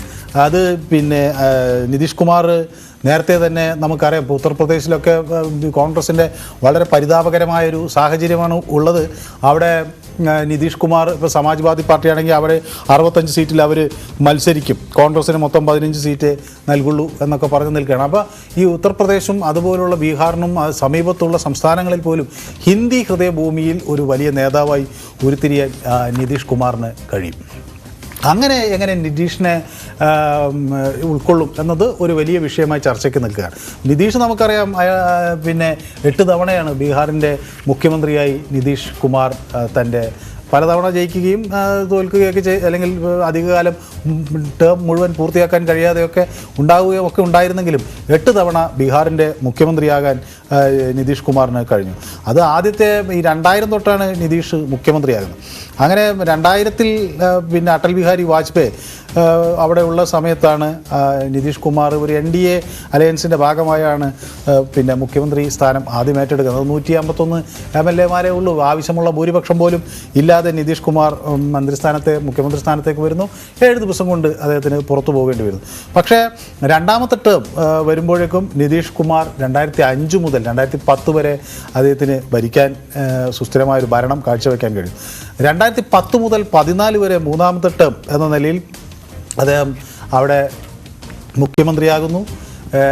ഈ കുട്ടികൾക്കുള്ള സൈക്കിൾ, അങ്ങനെയൊക്കെയുള്ള വളരെയധികം ജനകീയമായ പദ്ധതികൾ, പെൺകുട്ടികൾക്കുള്ള സൈക്കിൾ നൽകുന്നു, അതുപോലെ കുട്ടികൾക്ക് സ്കൂളിൽ ഭക്ഷണം നൽകുക, അങ്ങനെയൊക്കെയുള്ള പദ്ധതികളുമായി നിതീഷ് കുമാർ രംഗത്ത് വരുന്നു. അങ്ങനെ ഒരു കുറെ കൂടി കരുത്തുറ്റ ഒരു നേതാവ് എന്ന നിലയിലൊക്കെ നിതീഷ് കുമാർ വരികയാണ്. അങ്ങനെ 2014 ഇദ്ദേഹം രാജിവെക്കുന്നത്. അവിടെ ലോക്സഭ ഇലക്ഷൻസിൻ്റെ പരാജയം ഒക്കെ തൻ്റെ കൂടി അതിൻ്റെ ധാർമ്മിക ഉത്തരവാദിത്വം ഏറ്റെടുത്തുകൊണ്ടൊക്കെയാണ് നിതീഷ് കുമാർ രാജിവെക്കുന്നത്. അപ്പം നിതീഷ് കുമാറിന് അങ്ങനെ ഒരു ഇമേജ് കൂടിയുണ്ട് കേട്ടോ, വലിയ ധാർമ്മിക ഉത്തരവാദിത്വം ഏറ്റെടുക്കുന്ന ആളാണ്. ഞാൻ പണ്ട് ഓർക്കുകയാണ്, ഈ 1999 വാജ്പേയി സർക്കാരിൻ്റെ കാലത്ത് ഇദ്ദേഹം ഈ റെയിൽവേയുടെ ചുമതലയുള്ള മന്ത്രിയായിരുന്നപ്പോൾ ഈ ഗൈസാലിലൊരു വലിയ ട്രെയിൻ അപകടം ഉണ്ടായി. ആ ട്രെയിൻ അപകടം ഉണ്ടായി നമ്മുടെ പണ്ട് ലാൽ ബഹദൂർ ശാസ്ത്രിയൊക്കെ ഈ ട്രെയിൻ അപകടം ഉണ്ടാകുമ്പോൾ അതിൻ്റെ ഉത്തരവാദിത്വം ഏറ്റെടുത്ത് മന്ത്രിമാർ രാജിവെക്കുന്ന ഒരു രീതി ഉണ്ടായിരുന്നു. ഇപ്പം നമുക്കിപ്പോൾ വലിയൊരു ട്രെയിൻ അപകടം ഒഡീസയിലുണ്ടായിട്ട് ഇപ്പോൾ റെയിൽ മന്ത്രി രാജിയൊന്നും വെച്ചില്ല. പക്ഷേ അങ്ങനെ ഒരു സംസ്കാരം, നമ്മൾ എന്തെങ്കിലും ഒരു വലിയ തെറ്റ് നമ്മൾ ഭരിക്കുന്ന വകുപ്പിലുണ്ടായാൽ അതിൻ്റെ ധാർമ്മികമായ ഉത്തരവാദിത്വം ഏറ്റെടുക്കുക എന്നത് ഒരു രാഷ്ട്രീയ മേന്മയായി കണ്ടിരുന്ന ഒരു രാജ്യം കൂടിയാണ് നമ്മുടേത്. അപ്പോൾ ഈ ഗൈസാൽ ട്രെയിൻ അപകടം എന്ന് പറഞ്ഞാൽ അത് ഈ അവധ് ആസാം എക്സ്പ്രസ് ആണ് ബ്രഹ്മപുത്ര മെയിലുമായി കൂട്ടിയിടിക്കുന്നത്. 2500 ആളുകളാണ് ഈ 2 തീവണ്ടികളിലുമായി ഉണ്ടായിരുന്നത്. ഈ അപകടം വല്ലാതെ രാജ്യത്തെ നടുക്കി. ഒരു 285ഓളം ആളുകൾ മരിച്ചു, 300 പേർ പിന്നെ പരിക്കേറ്റു. ചിലരുടെ പരിക്ക് നല്ല ഗുരുതരമായ പരിക്കുകളും ആയിരുന്നു. അപ്പോൾ അതിനെയൊക്കെ ആ ഘട്ടത്തിലാണ് താൻ അതിൻ്റെ ധാർമ്മികമായ ഉത്തരവാദിത്വം ഏറ്റെടുത്തുകൊണ്ട് രാജിവെക്കുന്നു എന്ന് നിതീഷ് കുമാർ പ്രഖ്യാപിക്കുന്നു. അപ്പോൾ ഞാൻ ചോദിക്കുന്നത്, ആ ഒരു ഇപ്പോൾ 2005 മുതൽ ബീഹാറിൽ ഒരു വലിയൊരു മാറ്റത്തിൻ്റെ ഒരു അടുപ്പിച്ച നേതാവ് എന്നുള്ള വിശേഷണങ്ങളൊക്കെയുള്ള ഒരാൾ കൂടിയാണ് നിതീഷ് കുമാർ. അപ്പോഴും രാഷ്ട്രീയ മുന്നണികളുമായി ബന്ധപ്പെട്ട് അദ്ദേഹം കടന്നു പോകാത്ത മുന്നണികളില്ല. 96 വരെ സോഷ്യലിസ്റ്റ് ചേരിയിൽ നിൽക്കുക, അത് കഴിഞ്ഞിട്ട് NDAയിൽ ചേരുക, 2014 NDA വിട്ട് UPAയിൽ പോവുക, പിന്നെ മഹാഗഠബന്ധൻ സഖ്യത്തിൽ പോവുക, വീണ്ടും NDAയിൽ വരിക, NDA വിടുക, RJDയുടെ പിന്തുണയിൽ ബീഹാർ മുഖ്യമന്ത്രിയാവുക. ഇങ്ങനെ ഇനി ഒരു പക്ഷേ വീണ്ടും NDAയിലേക്ക് നിതീഷ് പോകാനുള്ള സാധ്യതയുണ്ടോ എന്ന് കണക്ക് കൂട്ടുന്നവർ ഇപ്പോഴും ഇന്ത്യ മുന്നണിയിലില്ലേ? അല്ല, അത് അവിടെയാണ് അദ്ദേഹത്തിൻ്റെ ഒരു വിജയം. കാരണം അദ്ദേഹത്തെ സംബന്ധിച്ചിടത്തോളം NDA സഖ്യത്തോട് പിന്നെ നിതീഷ് കുമാറിന് ഒരു ഐത്തമൊന്നുമില്ല. അദ്ദേഹം ആദ്യഘട്ടത്തിൽ ഈ പിന്നെ NDAയുടെ ഭാഗമായി വാജ്പേയി ഒക്കെ ആയിട്ട് വലിയ അടുപ്പത്തിലൊക്കെ ഇരുന്ന ആളാണ്. പിന്നെ പ്രധാനമന്ത്രി നരേന്ദ്രമോദി വരുന്നു എന്ന് പറഞ്ഞപ്പോൾ അതിനെതിരെയൊക്കെ നിലപാടൊക്കെ ആദ്യഘട്ടത്തിൽ എടുത്ത ആളുമൊക്കെയാണ്. പിന്നെ അദ്ദേഹം നരേന്ദ്രമോദിയോടൊപ്പം ഉള്ള നിലപാടെടുക്കുന്നു. അങ്ങനെ അങ്ങോട്ടും ഇങ്ങോട്ടും ഒക്കെ മാറി ഇത് ഉത്തരേന്ത്യൻ രാഷ്ട്രീയത്തിൻ്റെ ചില വ്യത്യസ്ത സ്വഭാവങ്ങളുണ്ട്. പ്രത്യേകിച്ച് ഈ ജനതാ പാർട്ടികൾ അത് പിളർന്നും നമ്മുടെ കേരള കോൺഗ്രസ് പോലെ വളർന്നും പിളർന്നും ഒക്കെ ഇങ്ങനെ രാഷ്ട്രീയത്തിൽ മുന്നേറുകയും നിലപാടുകൾ അങ്ങോട്ടും ഇങ്ങോട്ടും ഒക്കെ മാറ്റി പല സർക്കാരുകളുടെ ഒപ്പമാകുകയും ഭാഗമാക്കാവുകയും ഒക്കെ ചെയ്യുകയാണ്. അപ്പോൾ നമുക്കറിയാം, നിതീഷ് ഈ ജനതാദൾ പിന്നെ നിന്ന് പോകുന്നത് ഈ സമതാ പാർട്ടിയിലേക്കാണ്. അന്ന് നമ്മളൊക്കെ നോക്കുമ്പോൾ ഈ ജോർജ് ഫെർണാണ്ടസ്, അദ്ദേഹം ഇതുപോലെ വലിയ ആദർശധീരനാണ്. ജോർജ് ഫെർണാണ്ടസിനെ അറിയാവുന്നവർക്കറിയാം. അദ്ദേഹം അങ്ങനെ അഴിമതിയൊന്നും ചെയ്യാത്ത വലിയ ആദർശധീരനായിട്ട് നമുക്ക് ജീവിതം മുന്നോട്ട് പോയ ആളാണ്. അപ്പോൾ അവർക്ക് പക്ഷേ ഇത്തരം ചില രാഷ്ട്രീയമായി പിടിച്ചു നിൽക്കാൻ കഴിയാത്ത ചില സാഹചര്യങ്ങളിൽ അവർ ഈ ജനതാ പരിവാറിൻ്റെ ഭാഗമായി നിന്ന BJPയോട് അല്ലെങ്കിൽ ജനതാ പാർട്ടിയോടൊക്കെ ഒപ്പം നിന്ന് BJP ഒക്കെ ഒരുമിച്ച് പ്രവർത്തിച്ചിട്ടുണ്ടല്ലോ. BJP പ്രവർത്തകരൊക്കെ ഇതിൻ്റെ ഭാഗമായി ജനസംഘമൊക്കെ കൂടി ചേർന്നാണല്ലോ ജനതാ പാർട്ടിയൊക്കെ അന്ന് വരുന്നത്. അപ്പോൾ അതിൻ്റെയൊക്കെ ഭാഗമായി വന്നിട്ടുള്ള അതുള്ളത് കൊണ്ട് അവർക്ക് ആ ഒരു ഐത്തമൊന്നുമില്ല. അവരെ സംബന്ധിച്ചിടത്തോളം ഈ കോൺഗ്രസ്സിലേക്കോ BJPയിലേക്കോ ചുവടുമാറുക എന്നത് ഒരു വലിയ പ്രശ്നമല്ല. അങ്ങനെയാണ് ഈ ജോർജ് ഫെർണാണ്ടസുമൊക്കെ ആയി ചേർന്ന് ഇദ്ദേഹം ഈ സമതാ പാർട്ടി രൂപീകരിക്കുന്നത്. അപ്പോൾ ഇദ്ദേഹം എന്താ പറയുക, വളരെ ചെറുപ്പത്തിൽ തന്നെ ഇദ്ദേഹം ഈ രാഷ്ട്രീയ മൂവ്മെൻറ്റുകളുമായി ഒക്കെ വലിയ തോതിൽ ഇടപെട്ടിട്ടുള്ള ആളാണ്. ഉത്തരേന്ത്യയിൽ അതാണ് ഈ പലരും ഈ ജയപ്രകാശ് നാരായണൻ്റെ പ്രസ്ഥാനവുമായി ബന്ധപ്പെട്ടുകൊണ്ടാണ് അന്ന് രാഷ്ട്രീയത്തിൽ വളരെ സജീവമായി വരുന്നത്. അങ്ങനെയാണ് നിതീഷ് കുമാറും ഈ JP മൂവ്മെൻറ്റുമായി ബന്ധപ്പെട്ടാണ് വരുന്നത്. പിന്നെ അദ്ദേഹം VP സിംഗും ഒക്കെ ആയി അടുത്ത് പ്രവർത്തിക്കുകയൊക്കെ ചെയ്തിരുന്നു. ഈ സമതാ പാർട്ടി പിന്നീട് അദ്ദേഹം 94 85 ആദ്യമായി ഇദ്ദേഹം MLA ഒക്കെ ആയിട്ട് രാഷ്ട്രീയ രംഗത്ത് തൻ്റെതായ ഒരു സാന്നിധ്യമൊക്കെ ഉറപ്പിക്കുന്നത്. പിന്നെ 94 സമതാ പാർട്ടി ഒക്കെ രൂപീകരിച്ച് ജോർജ് ഫെർണാണ്ടസും ഒക്കെ ആയി ചേർന്ന് അദ്ദേഹം ദേശീയ രാഷ്ട്രീയത്തിൽ തന്നെ ഒരു കരുത്തനായി മാറുകയും ചെയ്യുന്നു. പിന്നെ 96 വാജ്പേയി സർക്കാരിൻ്റെ ഭാഗമാകുന്നു. അപ്പോൾ NDA വാജ്പേയി സർക്കാർ വരുന്നു. അപ്പോൾ NDAയുടെ ഭാഗമായി നിൽക്കാനും ഒക്കെ വരുന്നു. JDUവിലേക്ക് 2003 മടങ്ങിയെത്തുന്നു. 2005 NDAയുടെ ഭാഗമായി ബീഹാറിൽ നിന്ന് ജയിക്കുന്നു. 2013 വീണ്ടും പിളരുന്നു. അങ്ങനെ അപർണ സൂചിപ്പിച്ചു പോയി ഈ പിളരുകയും. പക്ഷേ ആ ഒരു വിഷയം നിതീഷ് പ്രധാനമന്ത്രി സ്ഥാനാർത്ഥിയായിട്ട് ഉയർത്തുന്നതിൽ ഇപ്പം നേരത്തെ പറഞ്ഞ പോലെ NDA സർക്കാരിനോട് നിതീഷ് കുമാറിന് അയിത്തമില്ല എന്ന് പറയുന്നത് ആ ഒരു ഘടകം അത് പോസിറ്റീവ് ഒരു ഘടകമായിട്ട് ഇന്ത്യ മുന്നണിയിലെ മറ്റ് ഘടകകക്ഷികൾ കാണുന്നുണ്ടാവില്ല, പ്രത്യേകിച്ച് കോൺഗ്രസ് അടക്കമുള്ളവർക്ക്. ആ ഒരു ഭയം അതൊരു മൈലേജ് അല്ല നിതീഷ് കുമാറിന് നൽകുന്നത് എന്ന വാദത്തോട് അനുകൂലിക്കുന്നുണ്ട്. അല്ല, സ്വാഭാവികമായും. പക്ഷേ ഈ ഒരു ഹിന്ദി ഹൃദയഭൂമിയിൽ നിങ്ങൾക്ക് പിന്നെ ആരുണ്ട് നേതാവ് എന്നൊരു വലിയ ചോദ്യം അവിടെ അവശേഷിക്കുകയാണ്. ഇപ്പോൾ മല്ലികാർജ്ജുൻ ഖാർഗെ നമുക്ക് സമ്മതിക്കാം, അദ്ദേഹം ഒരു ദക്ഷിണേന്ത്യക്കാരനാണ്, ഹിന്ദി സംസാരിക്കാൻ നന്നായി അറിയുന്ന ഒരാളാണ്, പിന്നോക്ക സമുദായത്തിലെ ഒരാളാണ്. അതിനൊക്കെ അപ്പുറത്തേക്ക് ഹിന്ദി ഹൃദയഭൂമിയിൽ ഒരു ഹീറോ പരിവേഷം ഉള്ള ഒരു നേതാവ്, അവിടുത്തെ ഗ്രാസ് റൂട്ട് ആളുകളുമായി സംസാരിക്കാൻ കഴിയുന്ന ഒരു നേതാവ് മാത്രമല്ല, ഭാരതത്തിൻ്റെ ഒരു പൊതുവികാരത്തെ നിതീഷ് കുമാറിന് ഉയർത്തിപ്പിടിക്കാൻ കഴിയുന്നത് പോലെ ഒരുപക്ഷെ മറ്റാർക്കും ഉയർത്തിപ്പിടിക്കാൻ കഴിയില്ല. ഇപ്പോൾ കഴിഞ്ഞ ഡിസംബർ 19 നടന്ന നമ്മുടെ ഇവരുടെ യോഗം ഉണ്ടായിരുന്നല്ലോ, ഇന്ത്യ മുന്നണി യോഗത്തിൽ നിതീഷ് കുമാർ ഹിന്ദിയിൽ സംസാരിക്കുകയും TR ബാലുവിൽ പോലുള്ളവർ പലരും ഒക്കെ അതിനെ എതിർക്കുകയൊക്കെ ചെയ്തൊരു സാഹചര്യം ഉണ്ടായി. അപ്പോൾ അവിടുത്തെ തമിഴ്നാട്ടിലെ DMK നേതാക്കൾ അതിനെ അത് തർജ്ജിമ വേണം ഇംഗ്ലീഷിൽ നിന്ന് എന്നൊക്കെ പറയുകയൊക്കെ ചെയ്തു. അപ്പോൾ നമ്മൾ നമ്മുടെ രാജ്യത്തെ ഹിന്ദുസ്ഥാൻ എന്നാണ് വിളിക്കുന്നത്, ഹിന്ദി നമ്മുടെ ദേശീയ ഭാഷയാണ്, അതുകൊണ്ട് അത് അറിഞ്ഞിരിക്കണം എന്ന് പറയുന്ന അതിലൊരു ധാർഷ്ട്യം DMK സംബന്ധിച്ചിടത്തോളം അതായിരിക്കും അവർക്ക് അനുഭവപ്പെട്ടിട്ടുണ്ടാവുക. അല്ല, അതെന്ന് പറഞ്ഞാൽ അത് ഈ നമുക്ക് തമിഴ്നാട്ടിലും കേരളത്തിലും ഇരിക്കുന്നവർക്ക് ഒരു പക്ഷേ ഇത് മനസ്സിലാവില്ല. കേരളത്തിലിരിക്കുന്നവരെ സംബന്ധിച്ചിടത്തോളം ഹിന്ദി അവരുടെ ഒരു വിരുദ്ധമായിട്ടുള്ളൊരു കാര്യമൊന്നും അല്ല. ഇവിടുന്ന് ഇഷ്ടംപോലെ ആളുകൾ ഉത്തരേന്ത്യയിലും അവിടെയെല്ലാം പോയി ജോലി ചെയ്യുന്നു. സൈനിക രംഗത്ത് നമ്മുടെ ഒട്ടനവധി ആളുകൾ സേവനം അനുഷ്ഠിക്കുന്നു. അതുപോലെ മറ്റു പല മേഖലകളിൽ. പക്ഷേ ഞാൻ അപ്പോഴും ചോദിക്കുന്നത്, അത് ഇന്ത്യ മുന്നണിയെ സംബന്ധിച്ചിടത്തോളം പ്രത്യേകിച്ച് DMK എന്ന് പറയുന്നത് വരുന്നത് തമിഴ്നാട്ടിൽ നിന്നാണ്. ഒരു ദ്രാവിഡ രാഷ്ട്രീയമുണ്ട്, അത് ഭാഷയുമായിട്ട് ഇടകലർന്ന് നിൽക്കുന്ന ഒരു വിഷയം, പ്രത്യേകിച്ച് ഹിന്ദി ഭാഷയുമായിട്ട് ഉയർന്നിട്ടുള്ള വിവാദങ്ങളുടെയൊക്കെ വലിയ പങ്ക് വഹിക്കുകയും അത്തരം രാഷ്ട്രീയ സംഭവ വികാസങ്ങളൊക്കെ നടന്നിട്ടുള്ള ഒരു സ്ഥലവും DMK തന്നെ DMKയുടെ പല ഘട്ടങ്ങളിലും അതിനൊക്കെ മുൻപന്തിയിൽ നിൽക്കുകയൊക്കെ ചെയ്തൊരു സാഹചര്യമുണ്ട്. അങ്ങനെയുള്ള പാർട്ടിയുടെ MP-യോട് കൂടിയാണ് പറയുന്നത് എന്നുള്ളതൊക്കെ അതൊരു ചെറിയ അസ്വാരസ്യമായി തീർന്നിട്ടുണ്ടാകുമോ, അതോ അത് തുടരുക തന്നെയാണോ ഇപ്പോഴും? അല്ല, അത് ഈ ഉത്തരേന്ത്യൻ രാഷ്ട്രീയത്തിലെ ആളുകളുടെ ഒരു വലിയ നിലപാട് അതാണ്. ഹിന്ദി എന്നത് അവർക്ക് അങ്ങനെ ഒഴിവാക്കാൻ കഴിയുന്ന ഒന്നല്ല. അതും പറഞ്ഞുകൊണ്ട് ഉത്തരേന്ത്യയിൽ പോകാനും പറ്റില്ല. അപ്പോൾ മഹാത്മാഗാന്ധിജിയെ പോലുള്ളവർ ഒരു രാഷ്ട്രീയ ഐക്യത്തിൻ്റെ ഭാഗമായി കൂടിയാണ് ഹിന്ദിയെ കണ്ടിരുന്നത്. അപ്പോൾ തമിഴ്നാട്ടിൽ അതിനെതിരെ വ്യാപകമായ പ്രതിഷേധമുണ്ടാകുന്നു. തമിഴ് ഒരു സംസ്കൃതത്തെക്കാൾ പഴയ ഭാഷയാണ് എന്നതൊക്കെ ശരിയാണ്. പക്ഷേ ഈ രാജ്യത്തെ മുഴുവൻ കണക്ട് ചെയ്യുന്നത് ഒരുപക്ഷെ നമുക്ക് ഈ തമിഴിനെ ഇങ്ങനെ വേണമെങ്കിൽ കാണാം. ദക്ഷിണേന്ത്യൻ സംസ്ഥാനത്തിൽ നമുക്ക് എവിടെ ചെന്നാലും ഒരുപക്ഷെ തമിഴ് അറിയാമെങ്കിൽ നമുക്ക് എല്ലായിടത്തും പിടിച്ചു നിൽക്കാൻ കഴിയും. പക്ഷേ ഉത്തരേന്ത്യയിലെ സാഹചര്യം തിരിച്ച് വ്യത്യസ്തമാണ്. അപ്പോൾ ഈ തമിഴ് അറിയാവുന്നവർക്ക് ഇപ്പോൾ നമുക്ക് ഹൈദരാബാദിൽ ചെന്നാലും അല്ലെങ്കിൽ ആന്ധ്രാപ്രദേശിൻ്റെ പല ഭാഗത്ത് ചെന്നാലും അവിടെ തമിഴ് അറിയുന്ന ആളുകളുണ്ട്. നമ്മുടെ കർണാടകയിൽ ചെന്നാലും നമുക്ക് ആളുകൾക്ക് ഒരുപക്ഷെ മലയാളം പെട്ടെന്ന് മനസ്സിലായില്ലെങ്കിലും തമിഴ് അറിയുന്നവർ ധാരാളം ഉണ്ട്. മാത്രമല്ല, തമിഴ് സിനിമാ നടന്മാരും ചലച്ചിത്ര താരങ്ങളും നടിമാരും ഒക്കെ തമിഴ് സിനിമകളും ഒക്കെ വളരെയധികം പ്രാധാന്യത്തോടു കൂടിയാണ് മറ്റ് സംസ്ഥാനങ്ങളിലുള്ള ആളുകൾ കാണുകയൊക്കെ ചെയ്യുന്നത്. അപ്പോൾ തമിഴിന് അങ്ങനെ ദക്ഷിണേന്ത്യക്ക് അകത്ത് ഒരു വിനിമയ ഭാഷ എന്ന രീതിയിലുള്ള കരുത്ത് ഹിന്ദിക്ക് ഉത്തരേന്ത്യയിൽ മുഴുവനുണ്ട്. അത് ഒരുപക്ഷെ കേരളത്തിൽ വന്നാലും അത്യാവശ്യം ഹിന്ദി കൊണ്ട് പിടിച്ചു നിൽക്കാം എന്ന ഒരു നിലപാടുണ്ട്. അപ്പോൾ ഇതൊക്കെ ഉത്തരേന്ത്യയിൽ ചെന്ന് ഈ ഹിന്ദി വിരുദ്ധതയോ അല്ലെങ്കിൽ ഉത്തരേന്ത്യയിലെ സാധാരണക്കാരായ കർഷകരും സാമാന്യ ജനവും എടുത്തു വയ്ക്കുന്ന ഒരു പൊതു നറേറ്റീവ് ഉണ്ട്, അല്ലെങ്കിൽ പൊതു ധാരണയുണ്ടല്ലോ, അതിനെ അട്ടിമറിച്ചുകൊണ്ട് നമുക്ക് എളുപ്പമല്ല ഈ രാഷ്ട്രീയത്തിൽ. അതൊക്കെ BJPക്ക് ഒരു കൈ കൊടുക്കുക എന്നല്ലാതെ അപ്പുറത്തേക്ക് ഇപ്പോൾ ഈ സനാതന ധർമ്മത്തെ പറ്റി വലിയ വാദം പറഞ്ഞു. ഒടുവിൽ അതൊന്നും ദേശീയ രംഗത്ത് കൊണ്ടുപോയി പറയാനാകില്ല. അപ്പോൾ BJP ഉടനെ നേതാക്കൾ ചോദിക്കും അതിൽ മല്ലികാർജ്ജുൻ വരില്ല. കാരണം മല്ലികാർജ്ജുൻ ഖാർഗെക്ക് എന്താണ് അഭിപ്രായം, മറ്റുള്ളവർക്ക് എന്താണ് അഭിപ്രായം എന്ന് ചോദിക്കും. കോൺഗ്രസ് ഇപ്പോൾ മറ്റൊരു വലിയ ഊരാക്കുടുക്കിൽ നിൽക്കുകയാണ്.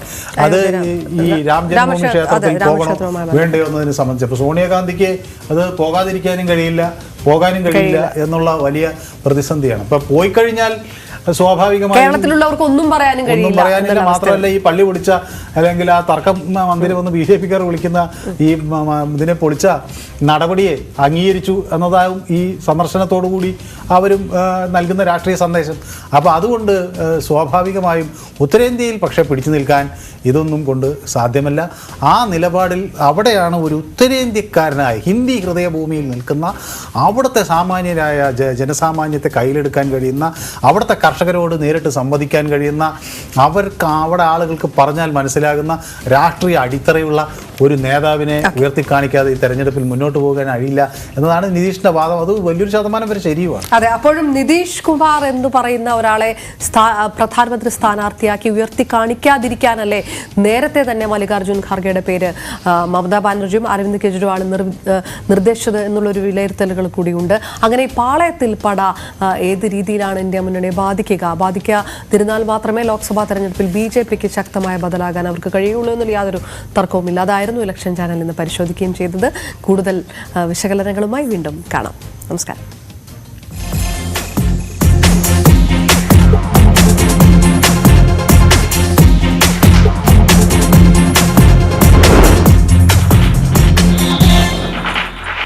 ഈ പരിപാടി